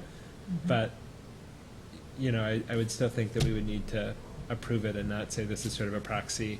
As long as you can find two engineers who agree, we'll do it. And I think, 'Cause some- I think the more information, the better, No. that's going to help us all make good decisions. Right, Just like good. you put together a team of doctors to get together Yeah. to try to solve some kind of a problem. This is a team of engineers and scientists to try to solve a problem. Just like one doctor knows that, okay, I can solve this problem by doing this, there might be another doctor that decides, you know what, this might be a better approach or something else. So open your ears, listen, and try to come up with a good solution for it. But at the same time, though, you as a board, need to feel comfortable with what that ultimate decision is. So there's going to be the back and forth Dialogue. between engineers and Yeah. scientists, but, it's going to be, it also falls back to you. Well, and if I can add, historically, and I think Rebecca was getting to the point that historically, anything we do, it's not site-specific. Historically, the board has always reviewed it as a regulation change. So, it should, historically, I can only give you the history. Right, but I thought that our regulations don't actually specify that innovative technologies are forbidden for new construction. But Title V does. But, I know, but I was getting mixed legal sort of opinions on that. We just haven't, we think just the haven't state- permitted Right. variances. But I don't know that it's prohibited. Yeah, that's Right. my point. So I don't think, I'm not sure that it's a reg change is what I'm getting It's a at. practice change, not a regulation. So the only place we talk about IA technology is section 1.2, where the codes, the Board of Health regulations state that the Board of Health will allow leaching beds only with alternative systems that utilize pressure dosing and have received state approval. So it doesn't talk about new or I think it's Right. because of repair. the state laws, that it Yeah, the just never state has- came up. because They have it was- provisional, remedial, and Right, but the state, the Title V doesn't Yes. outright prohibit it as part of new construction either. They have Right, bells and the- whistles, right? Pilot.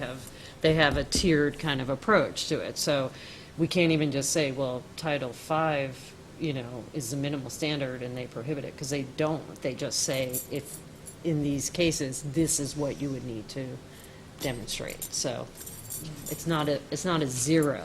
It's a, Right, so, The general use, they allow even compost toilets if you wish to for new construction. But again, that's general use. And then they have the other three categories: piloting, provisional, and remedial. right. right, and I have to say, I would prefer to, if it was possible, to find something that was more generically applicable. I'd rather do that than open up all new construction to variances, because then you're starting, now variances are easier, because we're looking at all the constraints associated with the site. We know we want to provide that and get the best possible system for that situation and But I guess- whatever, but it's not, the sky's the limit once you want to. But I guess if we had a scenario, like going back to that thought experiment, if we had a scenario where they said, I have a system that will outperform a buildable compliant system, like we wouldn't say, no, you can't do that. Right. And so for me, that's, It still would be a See, variance. Yeah. It would be a Right. variance, but it would be, see, I Could prefer outperform, but- that route versus trying to come up with like a standard set of X, Y, and Z. So, I mean, right now, all our variances are site-specific. I mean, Right. correct, so. And if I may, I mentioned compost toilets for a reason. Out in Europe, they're starting to look at incineration. So indeed, they may have a concept that doesn't even dispose Yeah. outside in the ground. It just So- pollutes the air instead, so it's. Well, I mean, all right. it's Honestly, fine, it's that's all where just they're putting going, it- incineration. No, I've been Just don't thinking get, about don't the get- amount, all the issues combining composting toilets with anything takes all those solids Yeah. out. And so you still have the dissolved materials, but that tends to be somewhat less, not 100%. Pharmaceuticals may Depends go on what it away. is, yeah. as long as no one dumped them down the sink. And the water's less, and if the discharge could be different and more at the surface. So and maybe that's, the So growing what we need areas, is a- keep that in mind for like future a construction. 50-gallon barrel and a bunch of gasoline, and we're on board. Build a castle with some barrels. Get some 16-year-old boys, they'll help. Yeah, light it on fire in the woods, we'll do all right.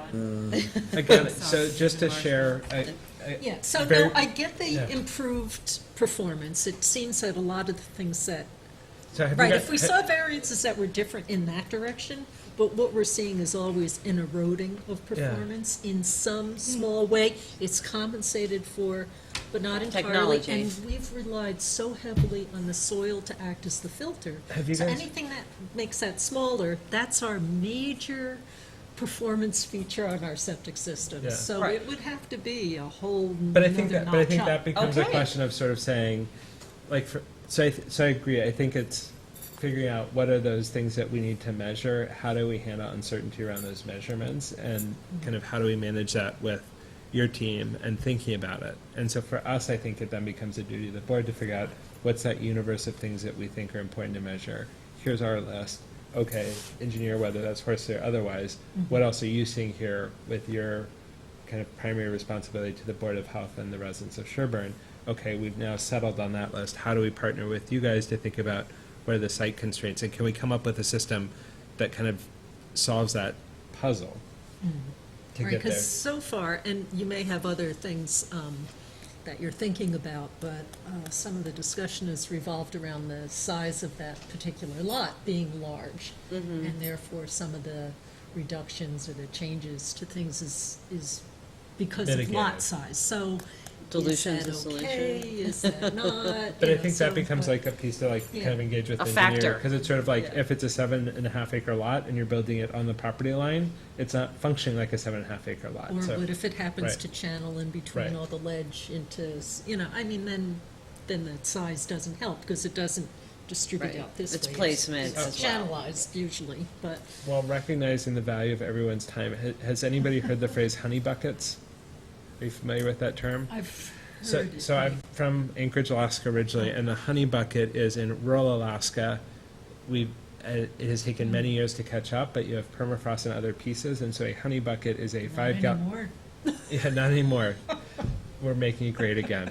Stuff's falling into the ocean, the permafrost is melting, the seals and polar bear are gone, but it's cool.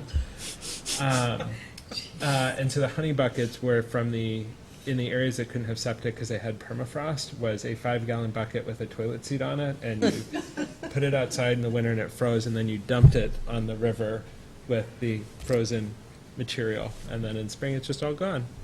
There's a fair amount of infectious disease in rural Alaska and a lot of hepatitis A at that point. Wow. And so they've done a ton of money to remediate that, but again, in thinking about the composting toilet, it's like all of the toilet, none of the composting. And so. Well, makes me reflect. there is an article from the EPA from Yeah. 1999, Water Efficiency Technology Fact Sheet, incinerating toilets. They There are you go. looking at them, you know, and what they say is that, I don't sell incineration toilets, just so you know, but they say the incineration products are primarily water and fine, non-hazardous ash that can be disposed of easily and without Hey, infectious. look how innovative you guys are Yeah. going to be. Primarily Sorry, is but they- Non-hazardous, too, primarily yeah. water, no kidding. They do have, Primarily non-hazardous, Yeah. but, you know. I've heard discussion on them, though. Yeah. 50 years Here from or now, there. I mean, if it got hot enough, it takes care of a lot of troubles. if you incinerate, yes, Not for a it takes heavy care metal of, and certain many a hospital chemicals. incinerates their Yeah. medical waste still, so. Yeah. Or it turns it into dioxins, Yes. and then, Yeah, I'm sure there's some issues, though. Maybe what goes up, not down. don't get us So going. what, I'm so what are sorry. the So next anyway, steps here? So, do we want, so if we want to entertain pursuing, working with them ahead of completion of the mounting study, then, I mean, when I talk to Horsley, which hopefully is soon, I get to ask him Yeah. if this is something he would be interested in, able to do. I mean, I know he has certain expertises. Does it extend into this as far? Is he comfortable? Who knows? Whatever. And if not, how are we going to find others Right. to do? Um, So who are fairly independent. Nice thing about him is he's very independent. You know, as opposed to a company that might have some interests in one thing or another. So So if it turns out, though, that he's pretty much done with, you know, if he's ready to come back to us with the findings of his research. Oh, so just to explain Yeah. the scope of work a little, though, first was go out, is there information out there? Like a Find out literature Who's search. already done Yeah. this research, talk to the group on the Cape who does that. all Barnstable that- County. Yep, all the research, and see what's there, and is there enough there to move to the next step of trying to craft some sort of design requirements? So it was a two-phase. Can you find it? Has somebody already done it for us? Essentially, can you take the best of what's out there and make something, and then make the something? So, we're not up to that midpoint of, Oh, did okay, you find so- enough yet? So, Oh. it's kind of halfway or two-thirds or something through that. Okay. So I don't know, depending on your timeline, you know. What is that- what is the timeline? Well, I mean, I think we are willing to invest some additional time in this process. So if we are not, at this point, I think we think this is progressing. So there's no reason to say, oh, Flexible. Right. yeah. So right Okay. now, we're very, I mean, this is a very, I think this has been we've all evolved and gotten more knowledge as this process is proceeding. It seems like it's proceeding with some, you know, measured speed, and so that's good enough.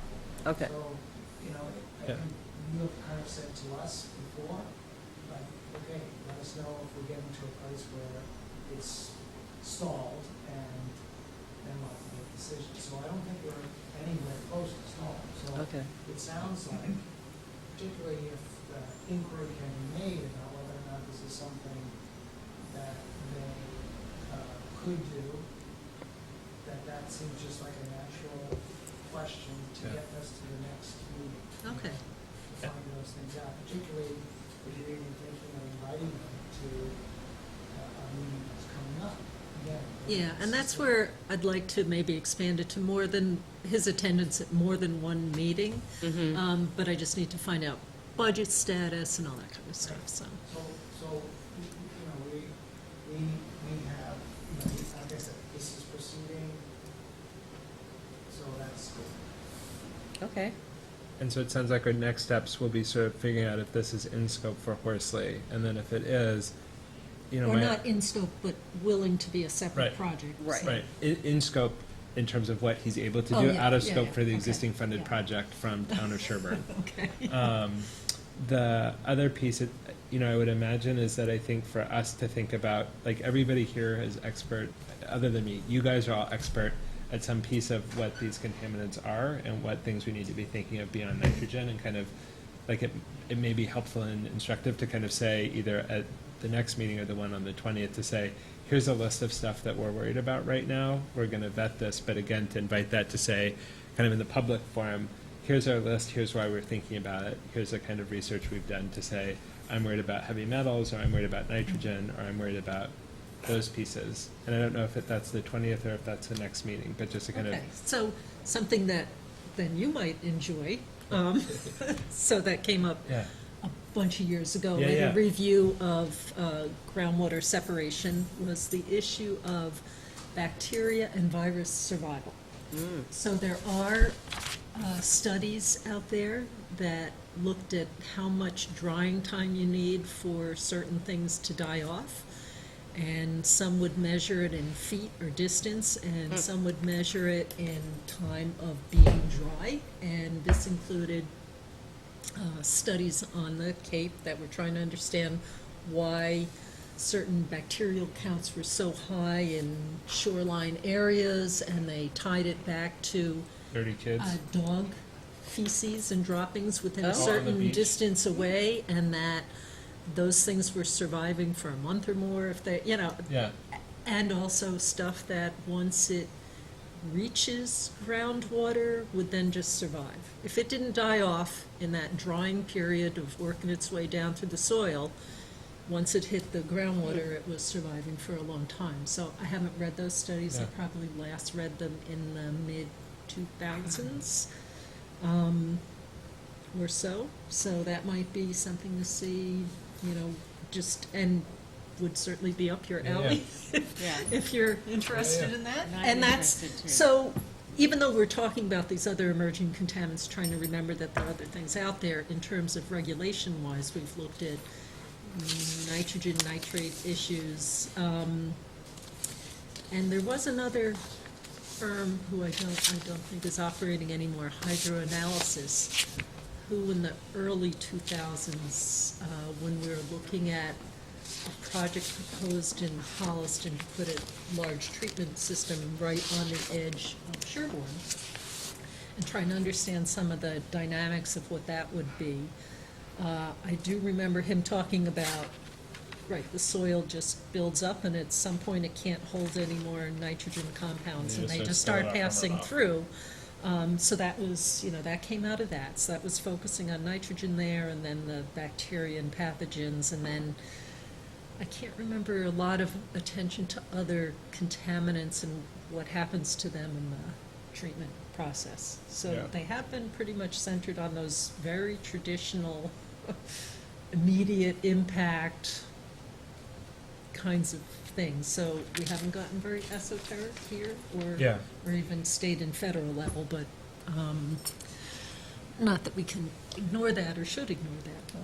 and when we look at the data or the tools that when Mass DEP is considering innovative alternatives for remedial use, do they have a suite of, like I sort of briefly read through stuff, but do they have a suite of things of when they are looking at a new innovative alternative that they say, these are the things that we need to measure in terms of meeting your performance?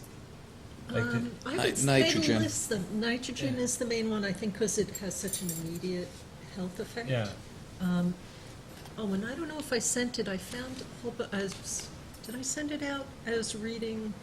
A bunch of nitrogen. Yeah, you did. I did, okay, Yeah. right. So that was, in some other research Yeah. I was doing, I stumbled into that. And then it was also relating, so you might know about this, because I know you've looked at the nitrogen, you know, the health impacts a lot. And I remember you saying that a lot of them are not things that people go, oh, you've got nitrate poisoning. You just think, I feel Methemoglobinuria, crummy, or right? it's Right, heart it's hard disease, to know, or, you have to have a high babies index of and- suspicion, you have to recognize yeah, so I think, things, and they're not they're not routinely tested or even considered, because especially, you know, considering the fact that most people have regularly monitored water supply, and we don't, and so, you know, to suspect methemoglobinemia, you know, you need to be pretty shrewd Yeah, as a pediatrician or something. right. But it was also linking up that exposure to cancers.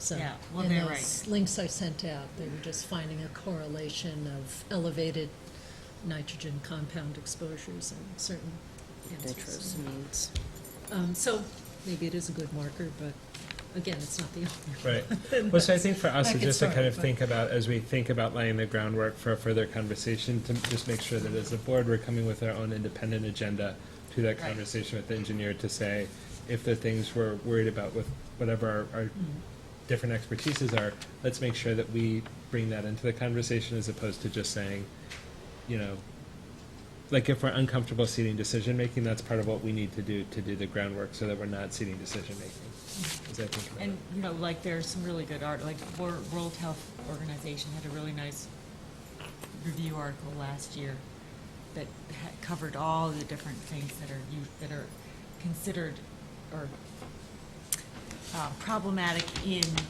water supplies worldwide. And that actually might seem random, but the reason it applies to Sherburne is because it's not regulated. And the reason it doesn't apply to a lot of municipalities in the United States is because most public water supplies are public water supplies that are regulated, and it's extremely unusual to have an entire town without any regulations. So there's very little ability to have to identify a problem until you have, you know, until it's identified. You know, you might miss something. And of course, that's not a problem when it's not densely populated. But as the population is becoming more elevated, you know, in the Boston suburbs, and particularly in Sherburne, you know, it becomes more relevant. And certainly, if our town, as our town also becomes more densely populated, it becomes more relevant for us unless we have a public water supply, which would be costly. And, you know, when does the town have that, make that decision? So that's, you know, so we just have to decide based on the information we have at present, and we are not making any decisions about the other issues. But I So we think, need to know what we're considering. what yeah, to and we consider. need to, at some point, revisit our drinking water standards Right, and, right. and what we're gonna do, moving forward, because I think that was a discussion that we started, but we did Right. not conclude. Right. But, you know, we just have to be careful when we start talking about things like emerging contaminants, because, I mean, there are a lot of public water supplies that are starting to test for things like the PFAS compounds and Yeah. other Yeah. things. So that even though there might not be a federal standard, which is a cost-benefit derived analysis, and takes decades and probably won't happen under this administration anyway, you know, they are being measured, but then again, you know, there's also places that are nothing like our town of Sherburne where they have been used, which is things like, you know, airports, 3M manufacturing facilities where they made, you know, the Teflon and these other materials, firefighting facilities where they have, you know, the people practice on the crash areas, and the foams contain the PFAS. So, I mean, you know, there's lots of things out there, but that doesn't mean that they're directly relevant to what our probably priority concern should be. So I want to It keep shouldn't us be a universe of everything. It should focused say what are on- realistic risks, right. not possible risks. Yeah, because it's endless. Right. You're right, of course.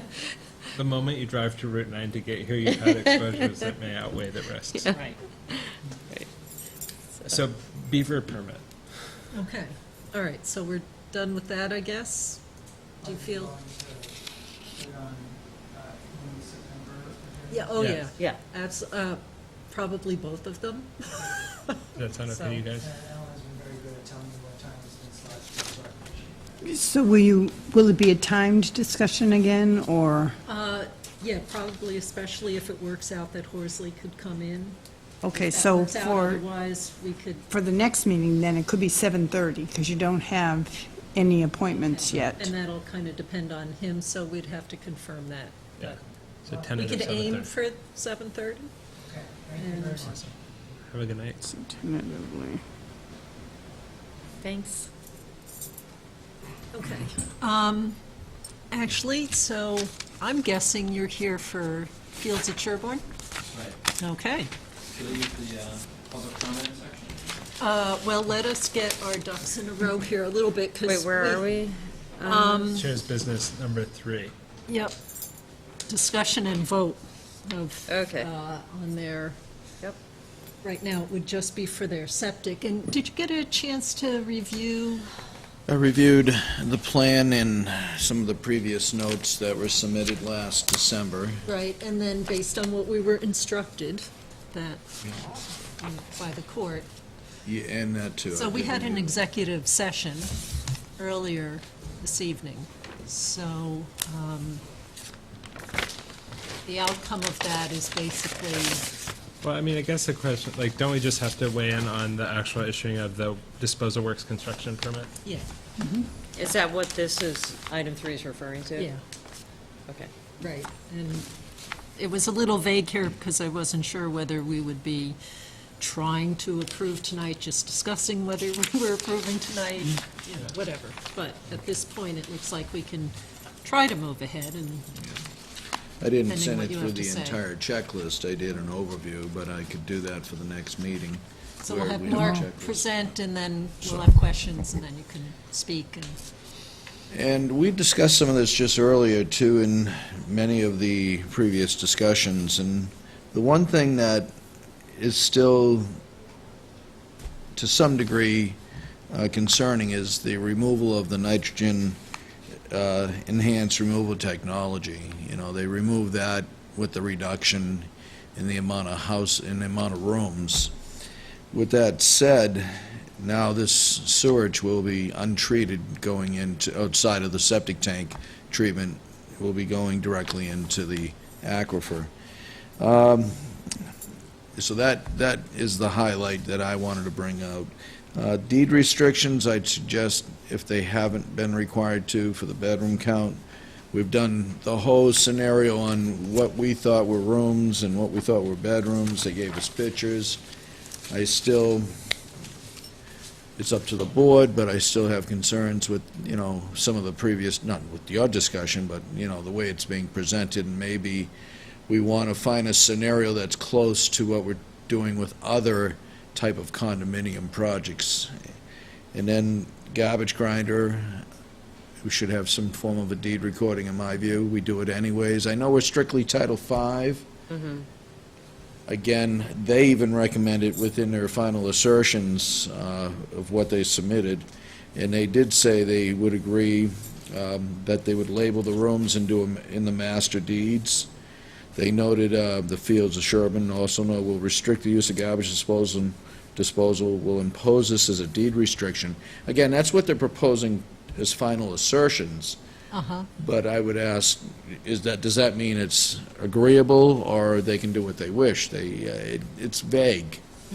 And then, and most important, we talked about this for many meetings, and again, I'm concerned about it as well, is that they are going to plan to restrict or provide guidance. Well, there's a big difference, restrict and provide guidance for residents relative to disposal or use of harsh paints, cleaners, oils, detergents, unapproved septic treatment chemicals, drain cleaners, etc., being disposed of into the septic system.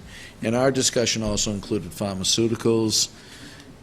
So those being strictly Title V, they're asserting that they would do these take care of these items through deed restrictions. But again, I don't know if that's something that would be an agreement between the Board of Health and the applicant, but I would suggest it definitely be completed, you know, so at least the residents are aware. I'd recommend a deed restriction and provide information on use of that septic system. As I said, I'm concerned they're removing the nitrogen removal enhancement system. Yeah, I don't think we can, I know I Require understand, that. I agree. but I think, I like the, well, we've been instructed that I can use deed restrictions for the number of rooms, but I like that labeling the rooms as a clarification, and since that's And they provided in there, these that's rooms. good. On an exhibit. Garbage grinder And has they to could be, add this because to the that deed, affects. they gave us these, like, this is an example of But many. it could be an exhibit, Yeah, basically. as part of the deed restriction. Yeah. I would suggest they gave it to us, why not use it as, Mm-hmm. so there's no confusion, because you just saw one just recently, as of an hour or two ago, Yeah. you know, where people may want to modify, so. And then garbage grinder, they'd have to do because they didn't size for having a garbage grinder, Correct. correct? Yeah, So, which okay. they can do under Title V. You know, so they're allowed to design without a garbage grinder, Okay, but Title V doesn't require a deed restriction. okay, but I think we will. I would suggest that Yeah. to the applicant, and hopefully, you know, that was an assertion, but it didn't say they were going to do it. The wording is vague in my view, you know. And so this is, essentially our goal here is not to impose a new restriction, but just to formalize the assertions that they made in their Yeah, original that they're not gonna application. have them, Right. and, But I think that's an important piece for this discussion, is that no part of our intent is to add any new pieces to what was there. Yeah. It's really, we are formalizing what the applicant asserted in submitting their application. And then on some of the, sorry, go No, ahead, no, I'm no. sorry. I was going to say that we actually did, well, never mind. Yeah. I'll back that. And and then then- on the chemical use, they did say that in there Yeah. as what they were proposing, so then it would be, Fertilizers too, they got so many wells, they got, what, up to J, so 9 wells, I Well, believe. they're, Maybe, I would- maybe I not. would just say, Yeah. let's just keep 10 this wells. very focused. Sure, okay. Like, I think for us, like, we had the executive session, and I think it's important Okay, for see, us I'm at a to loss, so, keep our Yeah. which, scope okay, so narrow. I'll just talk about the engineering that I would expect on these plans is, one, they need to darken their utility lines. They're so light, they're hard to, I had to trace some of them, so that we can see the utility lines for the sewer, the utility lines for the water, the utility line to the fire storage. They're so light, you can hardly see them. They really, because you're going to have some crossovers, and I would ask engineering-wise that they assure safety in that, especially if you have a sewer line going over a well line, Hopefully not. things like that. And we talked, and I know the engineer disagreed, but we talked about wherever they have changes in direction or angles, and he argued it was Title V, and he argued it was, well, it's our local regs, actually, is what he argued, not Title V. But if you look at Title V for a building pipe, they do say in change of directions, and what he argued, it's like a sewer system, but this is a Title V septic system. So I believe any change in direction, they should have fairly reasonable cleanouts, or some direction on that, they within 10 feet of a change in the pipe, because these are all solids going through these pipes. The last thing we want to see is concerns from the residents that they're getting clogs all the time. So again, it should be treated the same way and I Title thought they V treats it. agreed to some additional cleanouts at Did- one of did our they? Okay. meetings, or, I oh, you know- know what, we don't have the final plan set. They argued it, is what they did. They argued the fact they didn't see the need for it. Bruce Saluk is the engineer, didn't argue it, but he disagreed, is what he felt. Come to think of it, do we even have the plan that's got the new layout? I don't know, I'm dealing with Yeah, plans this from is the December. last plan that we What, got. how many, Oh, no, then that's, can't The be. plan I have here, the We don't latest, have any plans latest, with two geez, wells. that can't be we received these on December 14th. Well, I apologize, these are older than I thought, not last year, the year before. So maybe we can't approve them yet because we don't have the Yeah, latest. I need how many units are on We've got that? a court order to 71, I approve it. believe. 71 units? Is- Like, we not can't not units, approve it. Rooms, Oh, I'm sorry. it should be Like- 76. 76, 92 was But originally. how many reduced. units does that depict? What they have here is up to 32 units, so maybe I have the wrong plan. 32. Even- Yeah, but I even think when they're, we're reviewing they've Title had V subsequent But, I modifications. mean, I think that, like, it's, you know. Yeah, so I have 2015 plans Like- here from Yeah, December. I think, Or- I I think we think, need to have updated We'll have to get plans updated before we plans. can make So a. they're I'm out- not, I'm not sure that, like, if we have a court order to say you need to issue this, like, I think we have to be real cautious if we're oh, not yeah, no, issuing- no, but he's just No, talking but about if he we does don't not even have have current a plans. Valid Right, plan but to I think know. if we say we have a court decision from Oh, yeah, no, I Yeah, think yeah, that like, that's. we need to have something that we can vote on and say. Yes. This is now addressed and can be addressed and be compliant Right. within 30 days of the judge's order. Can No, we vote that, I mean, can I the guess vote we be could do contingent on s- receipt of plans? I don't think so, because I think we have a requirement to do this within 30 days of Yeah, the but- court decision. Oh, really? I mean, that, it says we have to, Right. From, no, I mean, I don't think there's Yep. flexibility, guys, in that. but unfortunately, did the courts understand in Title V, it says if you have I mean, approvable plans? It doesn't. I hope I'm not skirting into I executive session. don't think so, but I just think, like, we have a court decision, and so the decision to not do that is fraught. And so unless we're completely and totally, absolutely, positively sure that this gives us standing to violate a court order, I like, think we need to ask the town council. I mean, it says it, Because- right, just read this, and Yeah. then tell me if you think there's any What if- lack of clarity, because I don't think there's lack of clarity. What if the plans are deficient? That's the question I would ask town council.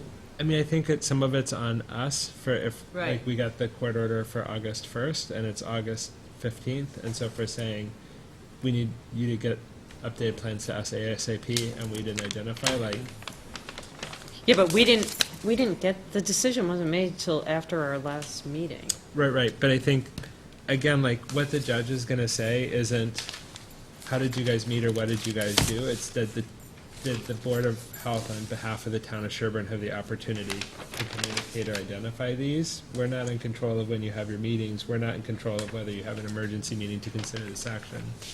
You know, we are rendering a decision, we expect it to be complied with.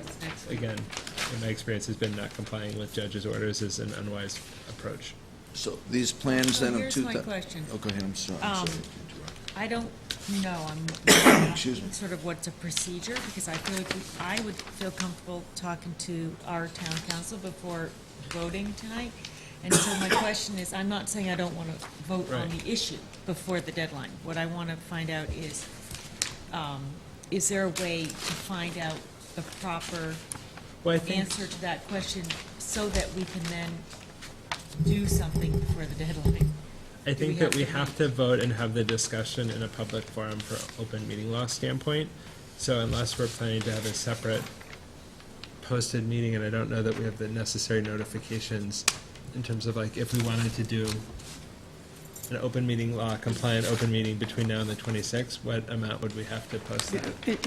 It has to be posted 48 hours up in Okay, so we advance. could do that. I guess it's also a question of, if this is just, here's the plan as proposed, we need to confirm that it's accurate. Like, I think we have a narrow scope here, and I think Right. our ability to say, we want X, Y, and Z, versus we want a plan that reflects your active bedroom count. Right. So that what we're voting to approve for a disposal works per construction permit, we need to confirm it's accurate and current with current state, recognizing things could change. But I think he said that shows 76 bedrooms, which, But I think Let me nothing else, like, I think we should probably be cautious. Confirm that. Like, nothing I've heard today isn't 76 bedrooms. right, no, I'm But- saying, No, it's the the Right. Number of positioning, bedrooms how on this things plan. cross, Right. setbacks. so what, Federal, if we state issue a laws. disposal works construction permit, Daryl, what does that entitle them to do? Everything. But I They mean, could go- without Do we get- submitting any additional plans, or? I don't know, I'm typing to Barbara.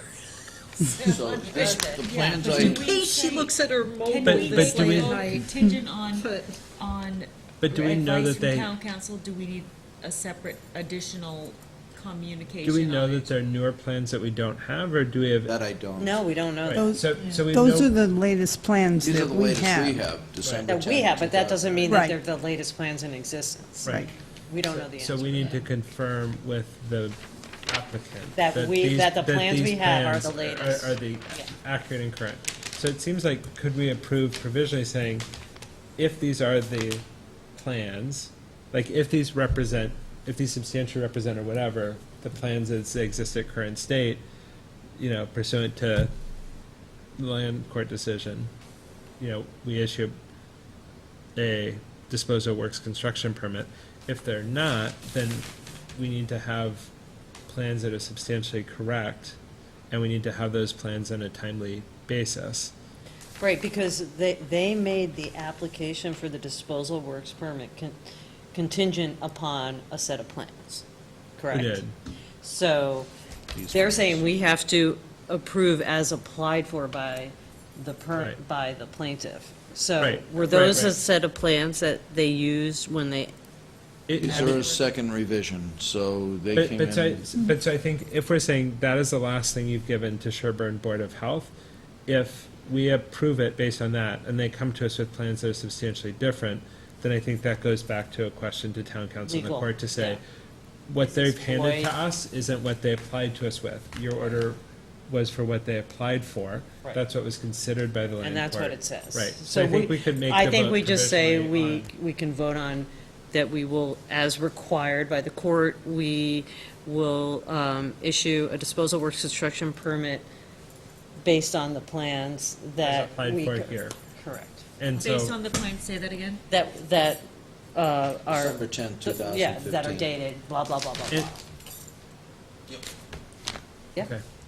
And And then- then And they so will- therefore, if they have plans that are substantively different than That- that dated plan, then Right. our approval And doesn't. we're sure that's our most recent plan that we've been provided. That's That the is it. most This is it. recent Perfect. plan. There's another one in Yes. there if you want to look at it. I can No, show no, I'm this- good. No, I don't know, yeah, I mean, don't care about it's the plan, immaterial, it's just- actually. Right, it's really just saying, like, my number one goal is to be compliant with the order of the court. And so I think that from what we're describing, this is being compliant with the order of the court. At the same time, we don't want to say that this court order is then applied to approve something that is not consistent with the order itself. Like, this isn't a blank check, it's to say, here is the order.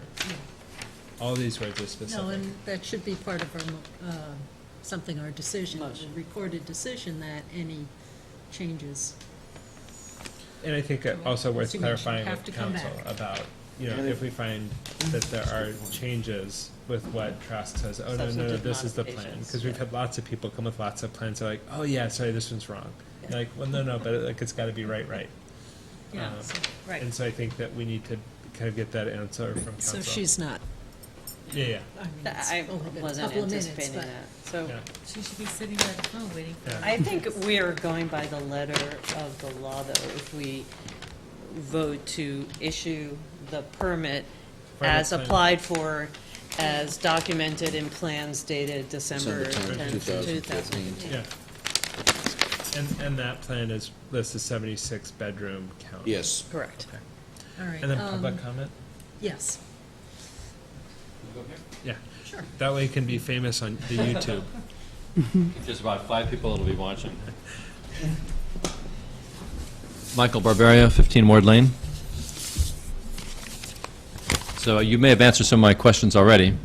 I understand there was an executive session earlier tonight regarding Fields at Sherburne and the legal decision. And I don't know if you can comment on that, or if you already have. If you have, I apologize, I wasn't here earlier, but is there, you can't comment on any decision that came out of that, or if there are future executive sessions? I don't think so, because that's why it's the executive session, is to Sure. kind of maintain the town's ability to do whatever it needs to do. Okay. Okay, so one thing I just wanted to, first of all, has there been an update from the applicant regarding public well or public water supply versus the existing, I guess those plans include the existing 9 wells then? 10. Right, One for we've the fire. received nothing new. Okay, okay. And what year, when did you say that? December When is it? 2000. I believe there's 11, one for the fire. It goes from, it But it- starts at B. The first one's A, which is for the fire safety, fire. So that's not a Suppression. potable But I well. think for So the it's B question, through I, J, nothing new has and come J. to It's Board B of through Health. J. No. So, Okay. 3, So that's a 7, no. 8, 9. Yes, it is 10 with, yeah, so just had to do the So alphabet. I just wanted to, if I could just read a part of this paragraph from the judge's decision, and then I've got a follow-up question. It says, finally, the board here emphasized that because of the unusual characteristics of the town, such as a large proportion of its land covered in wetlands, the court should give great latitude to the board to impose more stringent requirements in light of local particularities.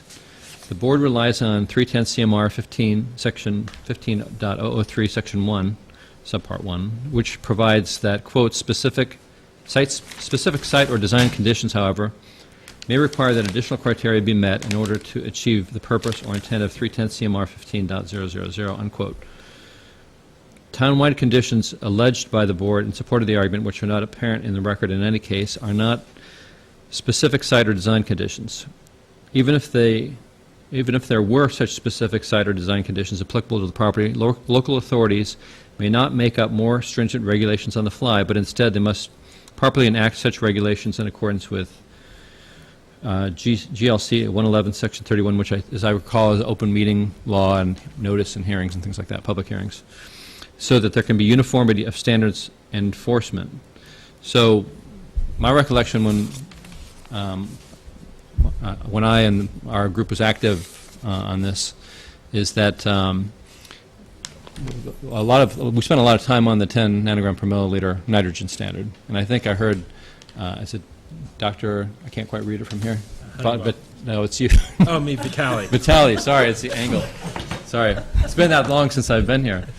I wasn't here. You had mentioned earlier tonight, I think that I heard you say something about if you have a 7.5 acre plot of land, but your septic is right on the property line, there may be other considerations. And of course, that's what we have with Fields at Sherburne. That's exactly the scenario that we've spent a lot of time with.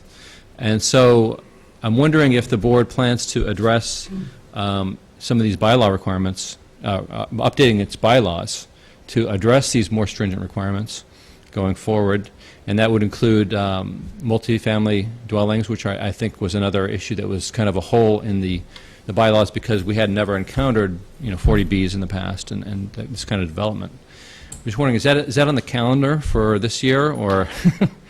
We tried before, and we talked about it, and unfortunately, I think the comment they made is a bit unfair because the DEP regulates small, with Title V, smaller systems, and then a set of requirements for big systems over 10,000 gallons that then have a whole other level. But the variability that could occur from all these other non-single-family home on a single lot to then the big systems that are fully regulated is huge. And so they haven't done it because it's incredibly complex. So for the court to think that we could do it is pretty unrealistic, unless we just take the more stringent requirements and drop it down to the smaller systems and require everybody to do that. So what our regulations have is the requirement for the environmental health impact report. And that, the point of that is that you identify what the unique circumstances are around that project and then what you need to do to address it. So I think they interpret it as more on the fly and spurious than it really is. It's meant to point you to what the issues were, and the issues in this case were the loadings that would be coming out and the expected concentrations in the overburden, and then the fracture analysis. So I think we did the homework that we needed to do on that. Wasn't taken in that. But I Right? think your But we question are- is sort of, if there was a hole, does Board of Health have strategies to fill any gaps that we identified as a result of this decision by the court? Is that a fair? Well, I'm thinking more of, in the future, if it was explicit in the bylaws, it said something like, if you have a multifamily dwelling, it's the developer's burden of proof to show that there will not be more than 10 nanograms per milliliter of nitrogen at any well. And that's going to be part of the environmental impact study. And so therefore, it's not just left to interpretation what that study should include, but it's specific to this health requirement. That's interesting, because a lot of the regulations tend to be engineering design-oriented, but that's a performance-oriented one that might. We Right. could Which is find out really from what town council the if intent that of would our be goals. something accepted by the court, a performance-driven, which would be a lot easier than trying to specify engineering requirements up front without knowing. Well, actually, the environmental regulations in Massachusetts, the Massachusetts contingency plan is a performance-based set of regulations. So they say, here, you have to show no significant risks to human health and the environment. They provide criteria for how you show that, but you have to figure out, does it or doesn't it, and, figure out the best way to fix it if it's an issue. So that's the environmental regs right in this state are performance-based, so I think that's I mean, the consistent. septic aren't, but. No, but there we could- are maybe- regs that Yep. are, so. I think the Board of Health still needs to approve a well permits, don't they? Is that a separate hearing, or is that? That isn't before us right now, so, Okay. So that would be a later Plan. public hearing? oh, true. So how do we They separate didn't it? apply for them yet, that I know of, the wells, the 10 wells. But this is specific I to the don't think so, disposal maybe. works. Yeah, we'll have to I mean, then that's- condition our thing to limit Well, it but I to mean, the it- septic portion. Right, so if the septic renders their well, like if they've chosen not to apply for the wells at the time that they're applying for their septic, we've resolved the septic portion. But if That's the it. wells are non-compliant, that's their wells problem. That Right. Can the board require that there be test wells as part of that permit? The zoning board can. Like permanent test wells? To test As for in nitrogen? Sentinel wells? It would be like a public monitoring? water supply has to have testing, so can you have, maybe, or require that the private wells are tested You mean for monitoring? for monitoring, yes. I don't think that's in our purview at this point in time. We discussed that, I think and we the can't problem share what was there we was no way discussed. to enforce it because it's private, because DEP, well, because of the debate of private versus public well systems. And it was something that we wanted to Okay. do. Yeah, I don't think we can go down that path. Is that the It's last not I heard, before us and maybe right this now, has been too. decided, I Yeah, it's haven't not been right. We in can't the loop discuss it lately, now. but I think it was it DEP or another agency that was going to make a ruling on whether a public well was I required. don't think we can speak to it. Yeah. It's Oh. not that Yeah. we don't want to, it's that we Okay, can't okay. or ought No, I not. understand. No, I was wondering whether because this goes back more than a year, when the Board of Health was asking for a state determination of whether Right, and it the- was a public well. It could The be way interpreted. just procedurally, the way they work that is that the applicant goes to the DEP with their plans, because they have to have all those property lines drawn to show that it would qualify as a private well, and then DEP would say, yes, you've met our criteria. They haven't But made that's a driven by determination. them, and we haven't heard, so, and it's not in front of us now as a Right. thing to And the have to only- vote on. The only manner in which any kind of stipulation can be made at this time is through the zoning board of appeals.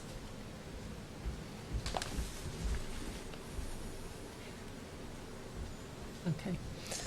So, I think that's all the questions I have. okay, Thank you. all right, thanks. So maybe we'll pause on the vote on that and then talk about Yes. the beaver permit. Oh, you can't wait, can you? Well, I'm just like, what can we check off with no controversy while still having a quorum?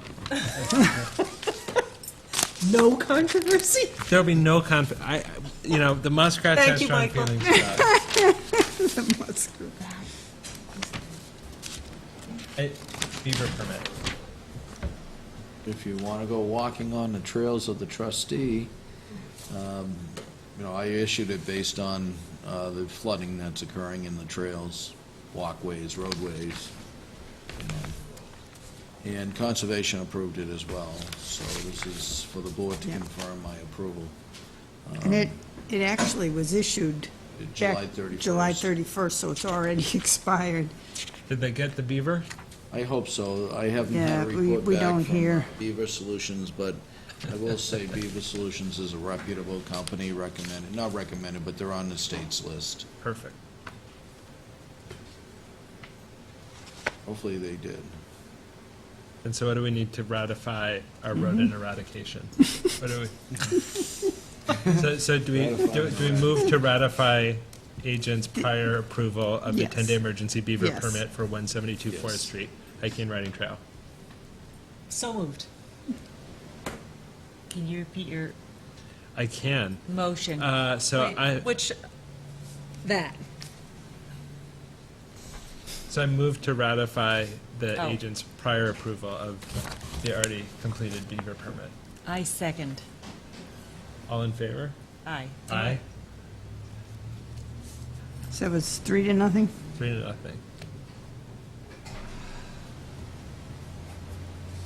Okay. Let's see.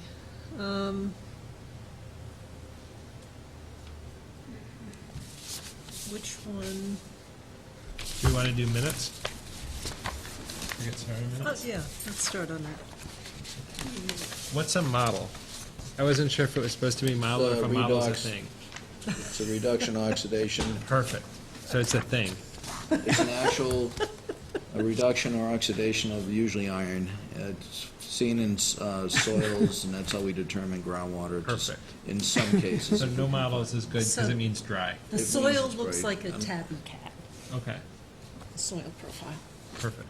If it's, well, if there's no models in sand or very porous material, then it's very difficult to determine if groundwater is in that area or not without monitoring pipes. Okay. And the reason for it, you have to have a certain amount of time for it to rise and to drop. If To it's actually a have very enough time to fast- be there to oxidize. And, You okay. hit it right on the button. It's a reddish color usually, and the oxidized is a bland color, very whitish type color. Depleted, it's a depleted color within a natural color. I like it. On page 4 of 13, item 11, third paragraph, starting with Ms. Michaud. You know, she stated about the fire department. Did we also get a confirmation from the fire department?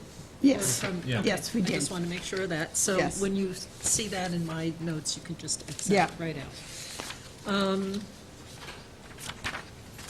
And then you'll see there are just some. We approved the beaver permit while you were gone. And then we're doing minutes because we want you to have the opportunity to vote with us on the disposal work construction permit. So I kind of wanted to leave one typo. Mr. Murphy informed the board. I like that. Where was that? I got that one too. I was like, Where was that? number 12, first sentence of the second Where is it? paragraph. It's in the edits that I Wait, have what for you. page? Okay. So- So she's got a whole extra That was page. page She's got 5. 5 of 13. I'm only 5 of 12. Her pages Me are too. better. Yeah, I have 5 of I'm only 12. 5 of Oh, 12. that's Because she because, had a sorry, comment. because I made Yeah. edits and so it But shifted 13's it. an unlucky number. You don't want that. That's funny. Are we up to Where page is it? 5? Where is it? But the board I do Yeah, like. oh, if my luck turns to bad now, that's really, It's really saying something. Maybe Even that for a was, paragraph. Like I wouldn't have commented if I knew this was what was at stake. Daryl, I don't can you show know. me where that is? I missed it. Number typo? 12, second Yeah. paragraph. Oh, boar. Inform the boar. That's good. We're on to you. We see your putting little things in there. These are the Easter eggs. Yeah. On 6, I think I asked if there was data, not if there was science. page 6 or? Yeah, right at the top, Ms. Camp asked if there was. I think I said data. Okay. okay, and then, I'll just read what I had added. The third paragraph on that page starts out with, Mr. Herbert stated that there's belief on the board and in the town that we don't know enough about mounted systems, so I add as a potential last sentence, Ms. Beardsley noted that studies identified thus far by the board show that standard mounted systems do not reach the degree of cleansing provided by naturally deposited complex soils. So I have one, it's beyond where you are, so Okay. when you're done. Okay, and then I had another one in this paragraph after that, just intrigued by the proposal, but that it might not be practical on the administrative side. I provided an update on the mounding study. And then later in the paragraph, with respect to ongoing monitoring of the performance of a system so allowed, blah, blah, blah. And then she noted that while monitoring might effectively detect performance problems, the board has no control over it. Okay, and then on the next page, which, let's see, enter into this proposal, oops. What? Oh, okay. So maybe you have a, okay, you should do yours. Can then. I go back? So Yep, I'm yep. on page 6 of 12. Up at the top, second paragraph, Dr. Honeywell stated, I'll read the sentence. Dr. Honeywell stated that she feels it is the board's responsibility to enforce local and state regulations and wondered if it would be appropriate for the board to enter into this proposal. not sure exactly what words I used. Entertain? But I think the intent was that I didn't think that it should bypass the board. So I meant the board should be involved in the process, and I didn't think that hiring a consultant instead of the board. So I don't know exactly how I worded it, but I want to make sure that the intent is clearly stated. Okay, so how do you by want the- it worded? So, maybe just be better to say, I'm not sure it would be, I feel that it's appropriate for the board to be involved regardless of how the proposal is addressed. I don't want the The board should propo- never cede its authority.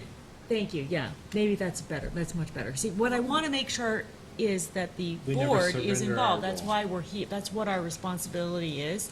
And so I think it's great to get consultants and learn from what they have to say, but I don't think that the consultants should be used to bypass the board's responsibility to the town. And I think your way of saying it is much more concise and so- exactly what my intent was.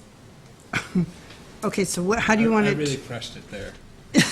So would the beginning of that up until the comma be correct, and you're just changing the second part? Rather than, So I think if you did the first sentence and said after the comma, and she felt it important that the board not cede this authority by entering into, how about, I that by- wondered. that by entering into this proposal, the board did not cede this authority. See, So you're saying, Our right, we're authority, not yeah. giving up the authority to enforce state Or and just- local just- regulations by entering this proposal, Yeah, as or- opposed to, because like where it is now, it makes it look like you're saying we're giving it up, and Yeah. you're saying it's not your point that we're giving it up and that you're thus opposed, it's that we need to keep track of this as an Right, important exactly. value in entering in or considering this. Does that make sense? So maybe, And she felt it And I- important that the board not cede its why authority. don't we just say that I That in entering believe, that- that I believe it's important for the board to not cede its responsibility. Yep. Then Okay. it's closer to the wording that you have. And I think it captures the sense of what you're trying to And she believes communicate. that it would be appropriate for the board to not, I'm totally Forget- lost now, because you're giving me all kinds of, you want to write it down? just give and- me one yeah. Yeah, maybe do you want to write it? Yeah, Yeah, I just think- write it down what you want. Can we do something where I could like juggle? I was really good at sports. I want something in there. No? What's really good at I want to start adding stuff in that I can do. Oh. I was like Matt Vitale is really good at throwing stuff in the right direction where the other guy can catch it. Sure, just tell me where. I get excited every time I see Dr. Vitale. I'm like, somewhere my mom is proud.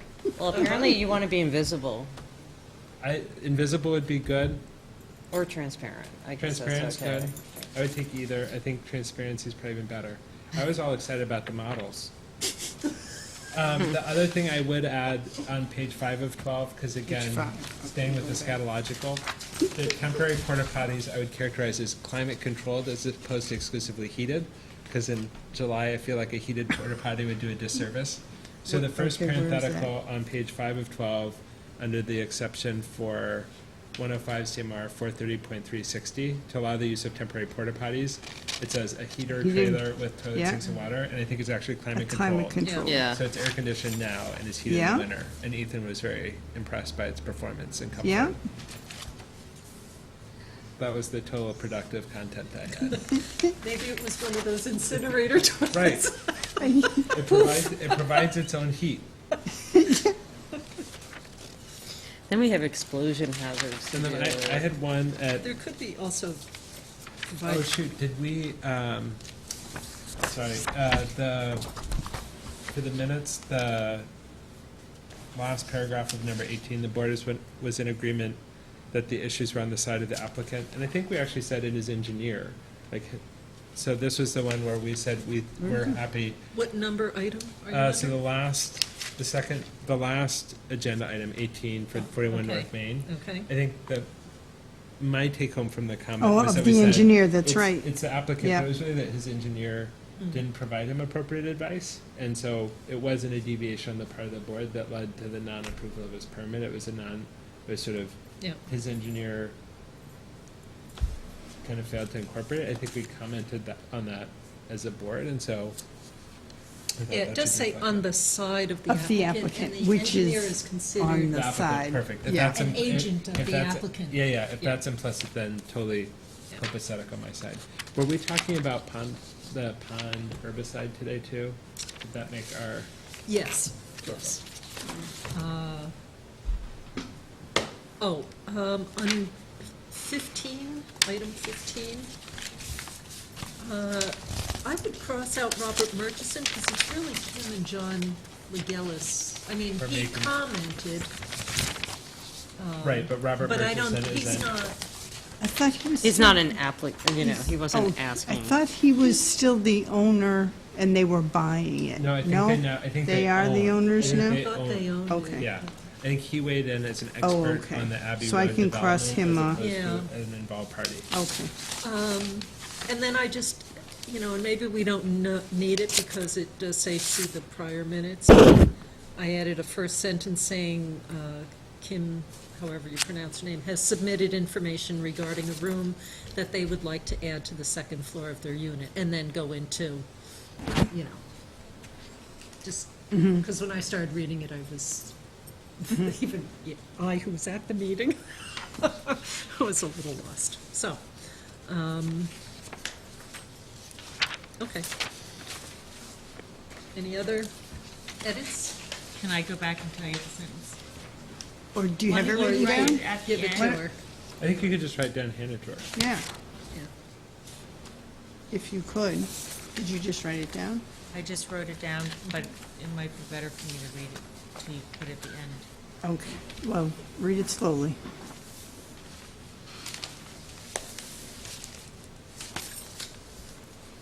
Starting at regulations, comma, Yep. and she, then the rest of the sentence is going to read, believes it is important to participate in the process so we do not cede our responsibility to the town. Wait a minute, you're going too fast.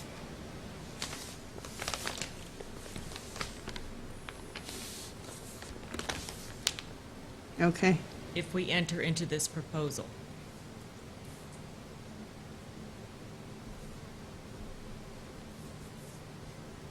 okay. Is that more clear? It's not up to No, me. but you understand what I want to I say. have it Okay, down. great. Thank you.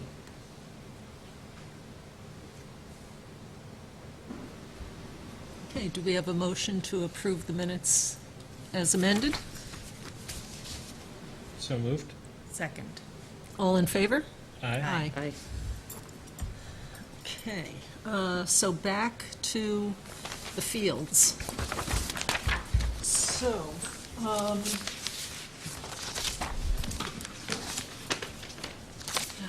my notes on it. So do we have, and we can amend this, but do we have a motion to approve the plans Dated as submitted on dated, what's the date? December, The last date was, depending on, I was looking Or at the these plans dated? December 10th, 2015, and there was one other set. They submitted subsurface sewage disposal plans, and then they submitted an entire package, which was the layout and everything, and that was, the last date on that was December 7th, 2015. Okay. So this one, the plans are labeled C1 through C5, the one's dated December 7th, with one additional plan showing the radiuses around the well. why don't we say December 2015?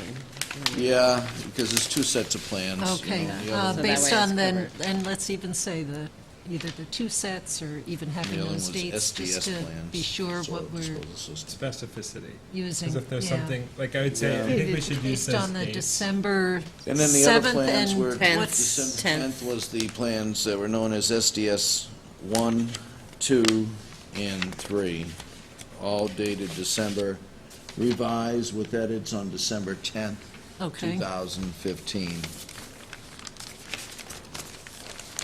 okay. And- And then the other ones, C1 through C5, C1 through were, C5 with one additional plan, I'm sorry, C1 through, let me make it out, C4, then go GW2, make sure it's the same date of December 7th, and then W1, which is the well easement plan, that date is December 10th. This group of plans has different dates, so the plan known as W1 has a date of December 10th, the only plan that we received, no revisions.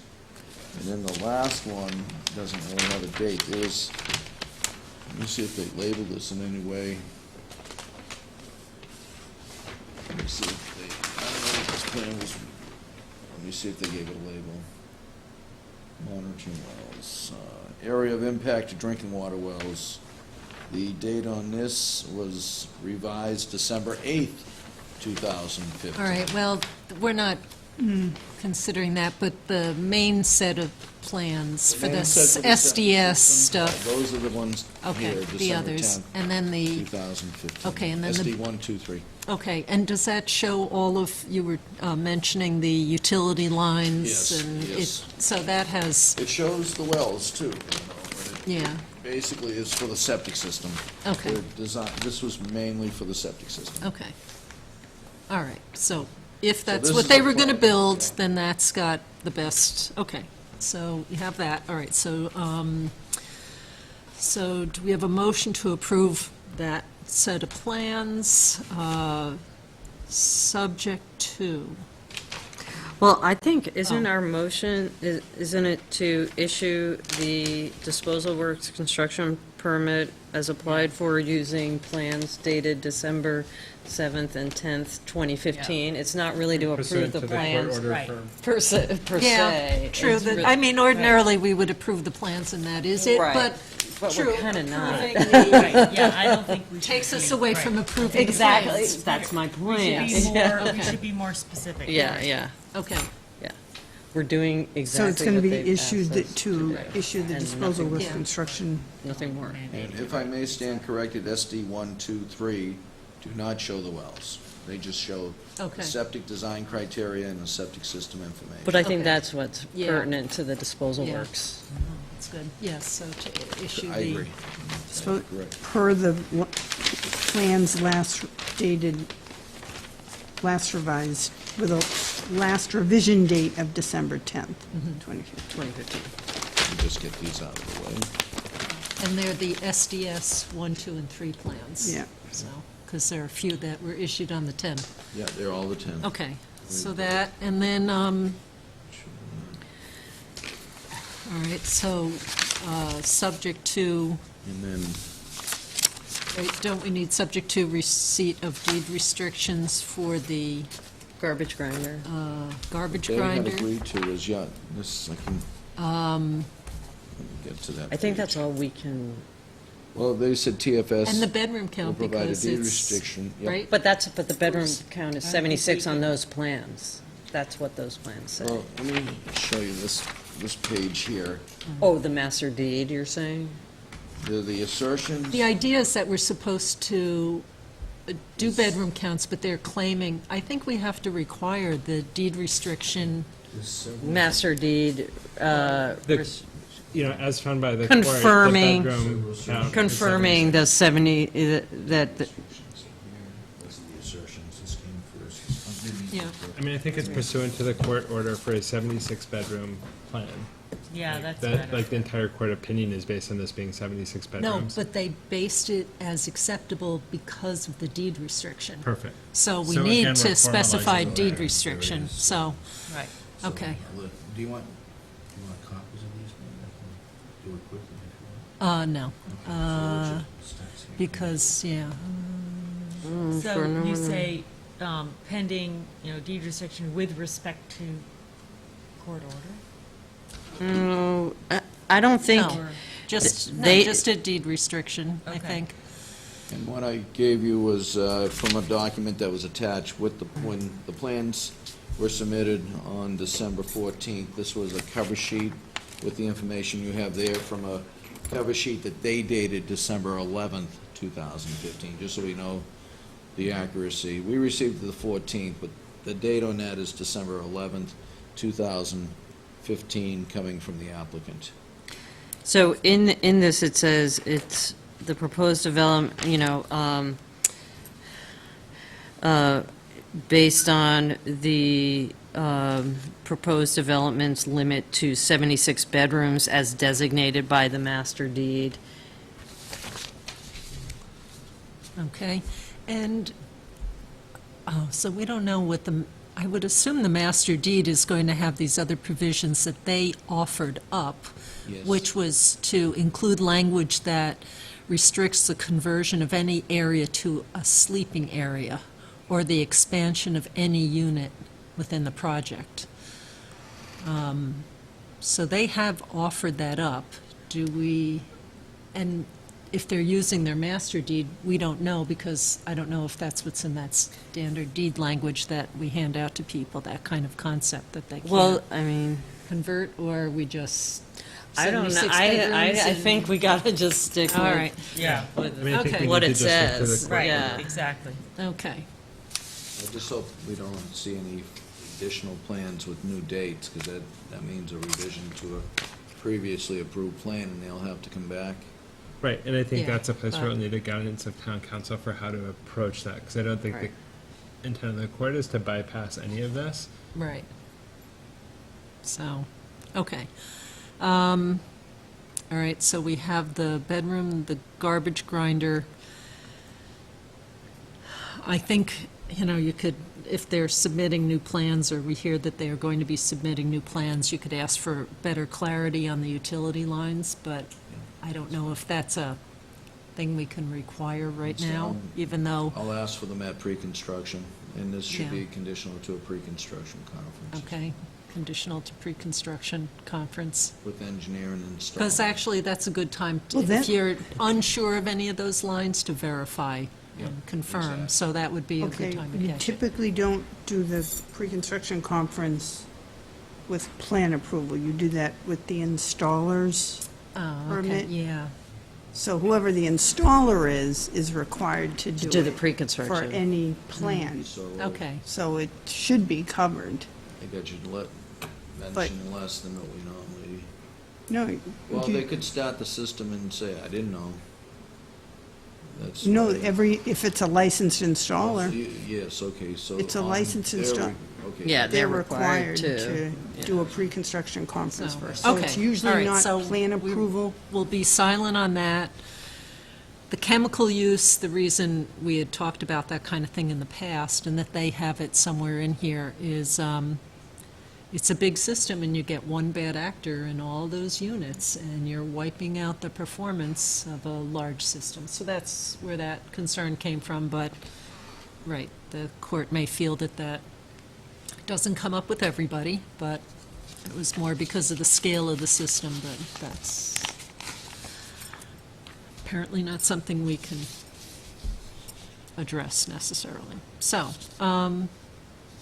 anything else anyone can think Well, of that I we need think to? it should be noted, because it's a shared system, that they have to meet all the Title V requirements for shared systems. And there's several. They're in sections 290, 292, and 301.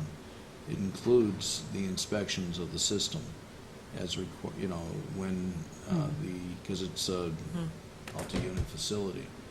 They Okay. offered even more inspections than what Title V says, but I think it should be noted that they need Yeah. to follow all Okay. requirements of Title V, including what's required for shared systems and required inspections. Because those are ongoing and past the point of this We're not approval going and any installation, further. so, okay, so We're that not going any sounds, further than Title V. It Right. spells right out. Those Okay. were the sections, but it's, maybe to keep do it you very need him generic. to repeat those to include it in there? Do you want the sections included? Well, maybe we stay Or- generic, because all the, Oh, or just say Also, shared they- systems in case the section numbers all change in requirements between is now and then? related to Okay. shared systems, and that includes the inspections. Because they're required to do additional testing that a Correct. single family wouldn't be required to do. So all requirements per Title V for shared systems, including inspections.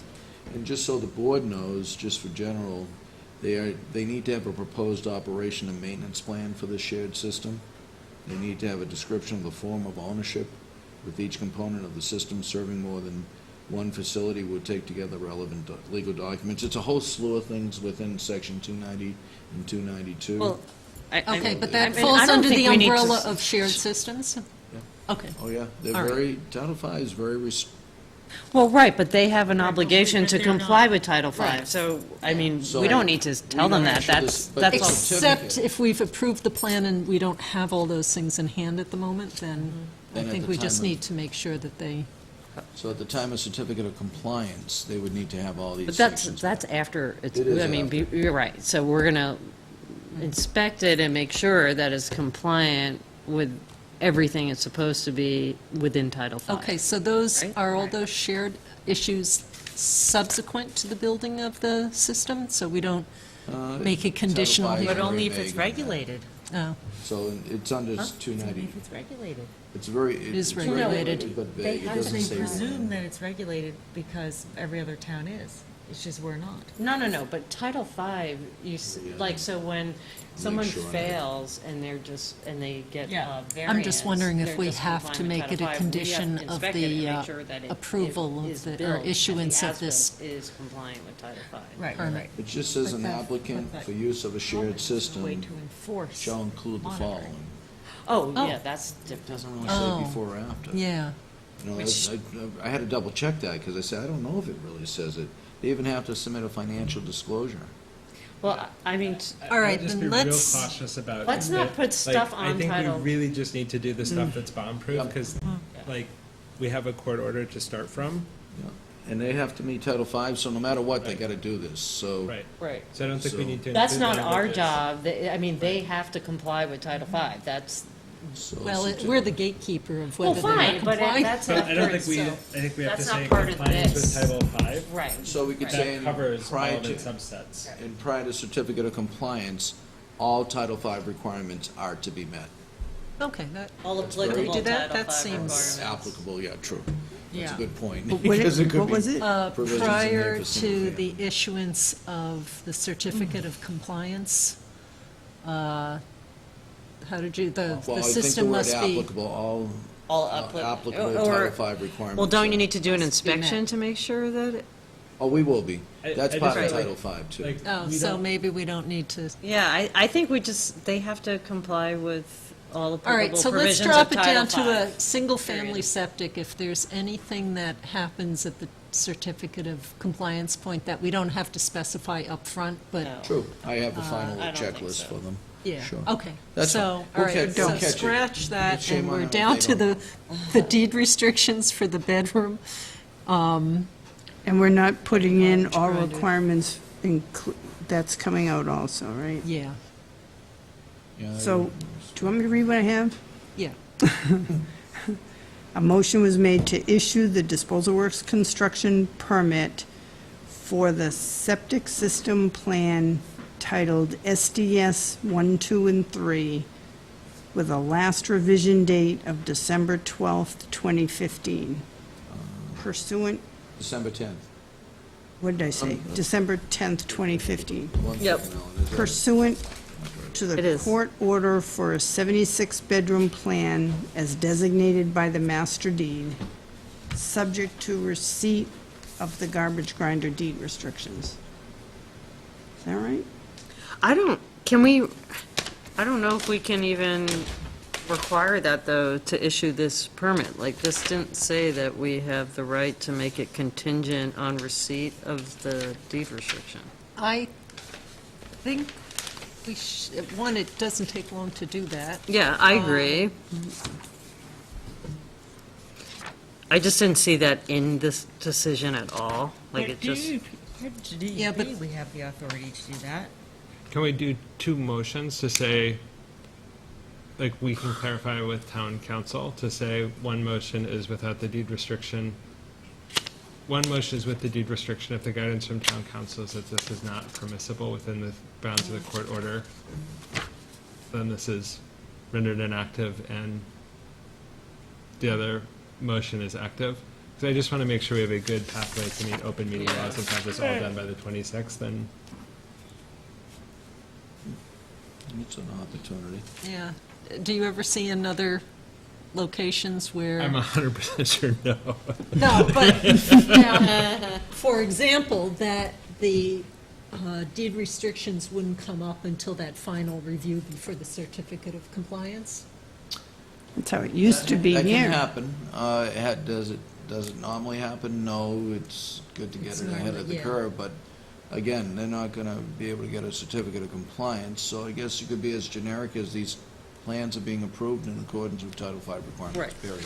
So, yeah, I think we're on safe ground. So what am I taking out? Take out subject to receipt of the garbage? Yeah, I guess we can. They offered that back Hold in anything December, up. but Yeah, since the let's- court So, date, will, they may say, blowing We'll be it off. looking for it because it is a requirement, because they've sized the system for no garbage grinders. So they have to have that before they can. and will it still say pursuant to the court order for a 76-bedroom plan as designated by the master deed? Yes, as That's designated by still the, in there. that's valid. Okay. So we recognize the plan and the date Okay. and the valid master. So Cut moved. it right back to the, and I guess part of the Sherborne way is to let people know what's coming and get that straightened out up Right. front, so everybody's clear. We're not going to follow that, which we think is to the benefit of the applicant, but we're not doing that this time. I think we So- we want to make sure that, given the guidance of the court, that That- there's nothing that is perceived as undermining the court's order. Yes. And so I think By the we- date Required, specified. right. Don't Yeah. remember, but did the court state the wells are to be approved too? No, No. just the disposal work, that's all we're Yep. issuing. Right. So we got plenty of time, because they have Yeah. to drill those, do the test, and they offered many, there's another section here just on the wells that they I offered. don't know, but we many still have to different- talk about Yeah. herbicides at the pond. Yeah, Yeah, so. we have other things to get I'm through. sorry. Okay, so here, pass that back to Mark. So, so we Just did trying to be some- careful on Okay, this one. so moved. So moved. Second? All in favor? Aye. Aye. Remember, Okay. long nights So- of meetings. Will the We don't plan, have a choice. we don't issue a permit other than the stamped plans. So will We we have be? plans SDS 1 through 3 that don't show the wells. And do we have more copies than just one Two. copy? I have two. Okay, so one copy goes back to I the wrote on one applicant. of them. That's his permit, okay. But we have another copy? That we can Well, I sign. wrote on it, but that's ours. Okay. Okay, so you'll be able to Signing. stamp those, and we'll be signing Okay. this evening. Okay, so is that really the only thing we have left? It's I don't have any of the updated in the last 48 hours. I've got the one that came out. You know what, we're gonna skip health agent hours, just because Yep. I don't know about everybody else. I think we can. And what It's not about urgent. the beaver permits? We did the beaver permit, it was unanimous. Oh, we Oh, do have to excellent. do, Excellent. hold on, 25 Parks Drive. Okay. Yes. Septic direct replacement of piping. From the pump chamber for about 20 feet, I can show you the plan if you'd like. Let me just get this. Does anybody want to see the plan? I'm good. I'm good. Okay, so So do you basically- advise that we, Yeah, just so the Approve board it? knows, the installer hand drew on oh, that's a pretty plan easy. that was done Okay. by Paul Saunier previous years ago, but they need to replace the highlighted yellow spot. Must have a Oh. crack in it Oh, all or right. something. Okay. So there's the pump basically- chamber, and then it comes off the pump chamber about 10, So it's 20 just And so it's a- before the actual leach field, it's just Direct en route to the replacement. leach field. Okay. Okay. Do we have a motion to approve the septic direct replacement of piping plan received? So moved. Second? All in favor? Aye. Okay. Pesticides, so there is a proposal. It's unclear where it is. Concom, Farm Pond Committee, they're trying to, I think, I haven't talked to anybody in the last, I don't know, week or something, figure out exactly who owns what on the pond. If you're familiar, the pond has, beach is over here, the island is there, the pump house is there, and then there's a lagoon off of it, and there's a walkway, a causeway, kind of a barrier. And that's part of what they're talking about is doing something here, trimming, and then either just strictly cutting here to make it a walking path across this causeway, maybe some herbicide use, but also they want to apply herbicides within the lagoon to reduce the plant growth there, to make it possibly more swimmable. And is that a public access space now, or that's, Probably, yeah. I don't think the pond, Wait, the they're lag- trying to figure out who Right. owns it, but it's not the interested party. Okay, wait. if you're, Hold on, yeah, I mean, I mean, you shouldn't be putting herbicides in swimmable areas that are, and also there's surface water regulations, so I don't But- think, I mean, I'm confused about where they're I'm proposing. not sure if it's a Board of Health No, question. I Like, don't, for I actually instance, don't think it is. No, I think and it's so I just Concom. wanted to find out. I think it's Concom. We were just asked by the Farm Pond Committee, who's wrestling with this. It's partly Concom, but they're, again, trying to figure out who owns what, who's got Who's what, proposing this, who's one of the abutters.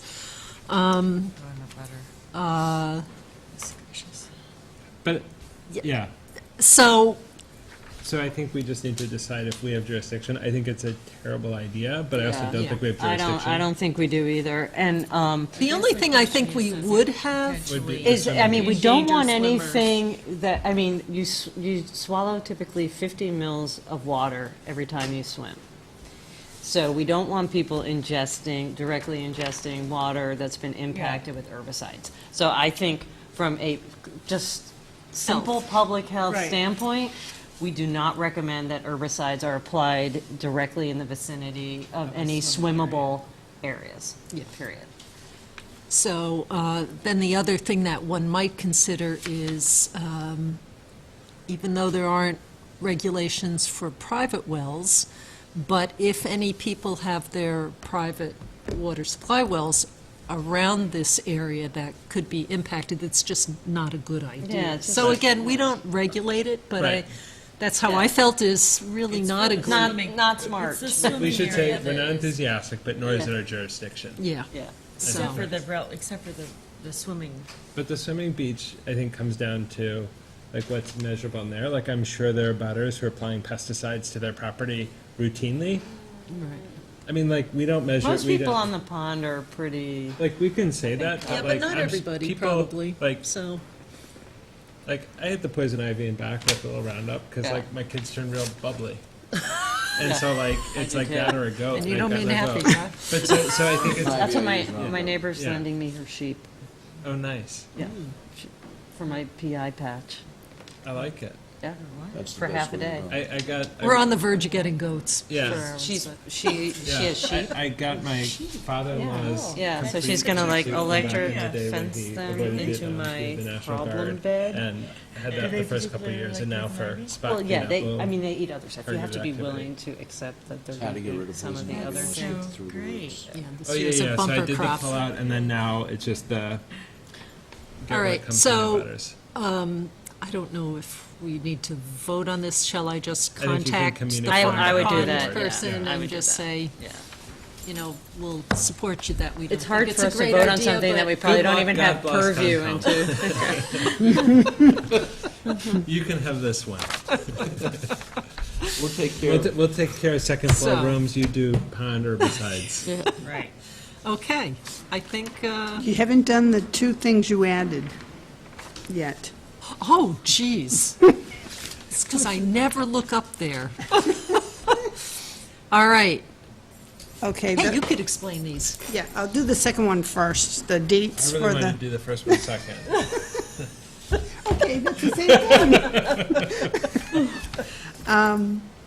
The date, the MAHB training session, it will be Saturday, November 4th in Marlborough, or Saturday, November 18th in Taunton. Oh, they flipped the. Yeah. Wait, did Saturday, from last November, year. say the, November 4th is Marlborough, and November 18th is Taunton. I'm going to say Marlboro, Okay. and if something comes up and I have to switch to Taunton, we'll see if I can. So do we, cross that should we bridge. all go, or is it just? They do have a whole, Everybody can go. they have a whole session on new Board of Health, orientation for new board members. Ah. So they do encourage. Yeah. Recommended high. So the 18th is There's the some week good before topics. Thanksgiving. So I'd probably do the 4th as well. I have no objection to the 4th. I'm active clinically, so I won't be able to attend, but I probably wouldn't attend in either case. Oh, okay. So don't. So I think 4th sounds good, though I'm not available. Okay. Sounds Oh, we really don't all good. have to go to the Sounds same really one. good, because Yeah. I'm not available. You can go to any one you want. And I'm not sure when there's Parents' Weekend either, so I'll put myself as a definite maybe. And where is the information, or? Well, I just did actually add both of you to the MAHB Oh, database, so so you you gave should them now, our your Board of Health. Sherburne Okay. email addresses, so you should get emails from them now, hopefully. Well, I just did it today, so it might take a while. Not yet, but, okay. But they've only sent the save the date to me, so, and I got it through Chris Quinn. I didn't even get it directly. The so- only non-remaining. Yeah, so I don't know if how he got it, but It doesn't do a bunch of. Okay, so Yeah, at he some did point, stuff with you do them, have yeah, to he was- decide, he used to be because the she has to president. pay So in advance. can you send the, is Save that the something date. you could forward to us? what he sent to me? Yeah. Oh, sure. Okay, Yeah, because that'd be there's other helpful. stuff in it, Right, and then 'cause there's. Yeah, I'd like to just kind of this- see the agenda and. Oh, that's not up yet. Oh, no, they don't have anything yet. Okay. Yeah, just so I can see what's the If- topics are. Now, And I usually, can- when do we firm that up, our attendance, our Before. payment? No, it's When do we more in write this out? advance than you would yeah, think. it's Month or probably by, Like a couple yeah, of weeks. October, I would say. They That's will- fine, that's fine. yeah. I'll know well before then. And then also, there's the, either pay for it with emergency preparedness funds, but you have to go to at least half emergency preparedness. Yeah. Which Programs. sometimes I've liked, and sometimes I Sometimes, just yeah. really They're not, And- yeah. So, wanted those topics, so, and then the alternative is it gets paid out of the Board of Health budget, so, which I don't remember offhand, but I don't know how much is in that line, but it can shift. yeah. Okay. And then, and then the other is the MHOA conference, which I usually go to, or I have gone the past many time. years. This year, they changed it. They changed when it will be. It has always been the end of October. That conference now goes from November 15th through the 17th. It's down the Cape. They moved it from Hyannis to Falmouth. When? November 15th? November 15th through the 17th. That's That's not something. for us, Yeah, that's, that's typically something that staff. I go to. Oh, The problem with that is November 15th is a Board of Health meeting date. Oh, So, you don't have anything to do usually on those days. Yeah, you can do that. You just come back from the Cape. It's fun. Right, exactly. yeah, that's right, you did it. It took me a while. well, we could change our meeting and do 2 weeks in a row. No, I wouldn't be able, She's I like, I wouldn't be able to make the week before that. It's my birthday. Right, we can do that during your birthday. The Maybe week do it- after, I the feel like week 3 after weeks is into the day before Thanksgiving, which you're not gonna Maybe do. it'd be not so You're not busy. gonna do. Important cooking to do. Yeah, we could all sit here with mixing bowls and. Unless you prep want to stuff. just make it, try to do it Monday night that week, have a meeting Monday night? Are you available Monday nights? Monday nights might be actually okay. work for me, but so that would be November 13th. Yeah. Works for me. Okay. Sure, does that sound reasonable? A Monday night meeting, November 13th? I don't know if I can be available. I have, depending on my city council meetings, Oh. they're usually Mondays, that's why I can let you know in a second. Okay. Works for me. I could do it with it, especially with this notice. Typically, you have a meeting at 8, so I could be here earlier. Okay. I could be here like from 4 to 7:30. Wait, so what time would we have it? I don't know, what time would we want to have it? Whatever time you want. 6 o'clock. Yeah, let's make it earlier. Okay, 6? And end it Six? earlier. Yeah, I'd have to. Does that leave. happen like that? What a concept. This could become like a thing. But she would be like, why depends on- are you having the meetings at 5 a.m.? You're like, it's fantastic. We finish before 10 p.m. every time. You're right, we've been going at this all wrong. This is like, again, my Route 9 strategy. start with Once you're willing to leave at 5:30, you're like, yeah, commute's great. Yeah, I see deer. yeah. I used to do that. Yeah. 5 a.m.? Oh, November quiet. 10th through 12th. And Oh. then the other, the Between. item number 1, which was added to the Uh-huh. agenda, is the Region 4AB grant funding.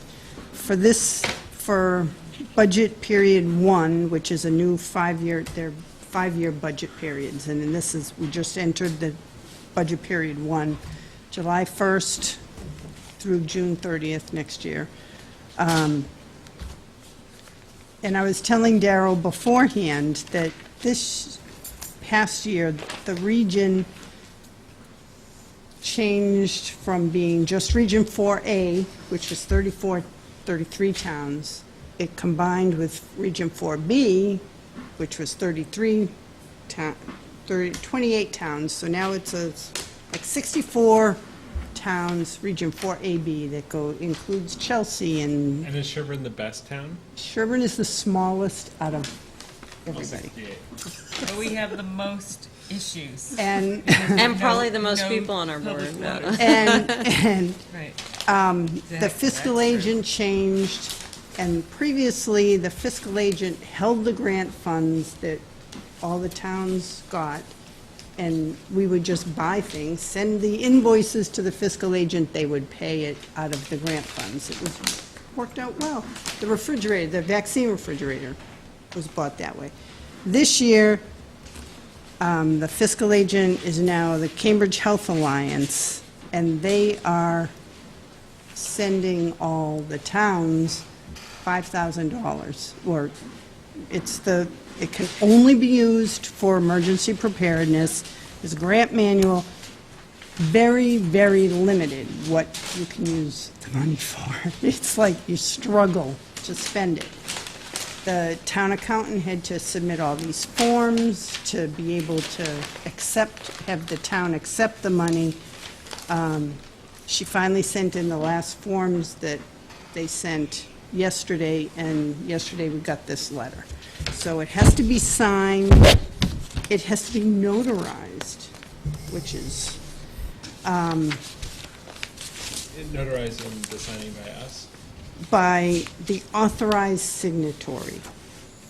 Which is you. It could be me, or it could be you, the chair, or me. It can be me. You did all the work. I nominate It sounds like getting married for 2 I more will, weeks. I will. I go. You got all kinds of time. What's interesting is they also sent a copy of my approved spending plan, which was required to be submitted by June 2nd. On May 30th, I submitted it. And what they sent back as approved is dated July 21st. Under my name, I never submitted it Yeah. July 21st. I submitted this one, May 30th. And they removed everything except the cell phone service for the cell phone that I have for emergency preparedness. You're going to be making a lot of calls for $5,000 of cell phone service. And so I sent them an email today, and one of the people from Cambridge Health Alliance called me at 5:30. I was on the phone with her till almost 6 o'clock, Yeah. trying you're to, like, "I I'm submitted saying, this and you yeah, what, changed it oh, under my we name." should have contacted you Like, right, 'cause back. this is Yeah, I said, part of it. yeah, so what's, so, she wants me by next week to try to get, So what are the list of things that are permissible? So emergency cell phone. Or why don't you start with what we want? well, what I had put in here is to pay for me to attend the MHOA conference, as long as I attend half emergency preparedness. So it's, because it's never cost the town anything Yeah. for me to go to that, because I've used this. To pay for you to go to the MHAB conference, as long as you go to half the emergency preparedness. I was going to upgrade my iPhone 4 to a more current, plus the service. I had in here clerical and medical emergency dispensing site supplies, including just the paper toner cartridges for the paperwork, for the clinic, the flu clinics, medical supplies, including syringes, needles, hazardous waste disposal. And she told me they don't approve that anymore. You can't do that anymore. I said, why not? The flu clinic is run as an emergency dispensing site. Drill. You know, you require that we do that. Why can't we? Can't do that. And then our emergency trailer repair and maintenance, because it seems to have 4 flat tires and the vent on the roof leaks, so all our supplies in there are getting, Right. you know, so I need to get, And so what is covered though? Because like usually for a grant, it's not. it's like, in equipment. here. Right here, seasonal influenza. Funds may not be used for costs associated with seasonal influenza. So allowable is, So even if we Audit- reworded it as audit- drill, they would not? audit costs and related services. Communication costs, so that's the phone. Compensation and fringe benefits costs. Compensation includes all remuneration currently paid or accrued for services rendered during the period of the, including but not limited to wages, salaries, fringe benefits provided by employers to their employees as compensation in addition to regular salaries and wages. Well, Right. conference and training costs, consultant services costs, if we hired a consultant to update the plans. Do we need to do that? I think it would be more work, because what you have to go through to hire a consultant, and you have to use Go with pass- equipment and supplies costs, costs incurred for equipment, office supplies, related expenditures necessary to carry out the award are allowable. But equipment is the trailers that, Well, I've gotten, my computer, we have bought with that, my printer and the scanner, the fax machine was bought with this. The refrigerator was bought with that, with this, but publication and printing costs for, publication includes costs of printing, distribution, promotion, mailing, translations, and general handling. And that would be if there was an emergency to print out all Ink. the planners, subscriptions and professional activity. Costs for subscriptions and the professional activity directly related to emergency preparedness are allowable. I don't know, travel. If there's a nuclear war, we want National Geographic to read in the basement. Travel costs, so that's, So it sounds like it would continue to support the conference activities we have. Yep. It wouldn't support the flu clinic work. So then Yeah. if we want to continue to do flu clinic, we need to figure out how to fund it. and that we could fund using the revolving account, because we get reimbursed for the administration. So Okay. we do have funds, but we're gonna have to use that. And that's supposed to be held for an emergency, not for, purpose of that was emergency, not to do the flu clinic. And then it says vehicles. You can, with prior approval, use funds to purchase material handling equipment, such as industrial or warehouse-use trucks to be used to move materials such as forklifts, lift trucks. When you go on a forklift. And then it tells us all the unallowable costs, so, I mean, it's very limited. It's, I will tell you, many towns are very upset. 3 towns have dropped out of the region this year, Southborough, Waltham, and is a third town. Ashland? No, Or did TD? Ashland? No. Just It's a a third. pain in the neck, though. Waltham, Southborough, Hopkinton. But Hopkinton. Burlington's did- out. The other And one- Burlington? There's a third, there's another town, and Hopkinton, but Hopkinton hasn't participated for several years. That dropped out this year because they said it's just not worth it. But, so I will copy all this to you, just so that you know what. Okay. All right, so, ready to adjourn? And then we'll sign plans, and then we go. Yep, Do you have to do payroll too? yeah, but we Oh, can do yeah. that just sitting here. Yeah, yeah. All right, so we're going to adjourn, so you can Bye. start to go home. Yep, we're adjourned. Just signing plans now.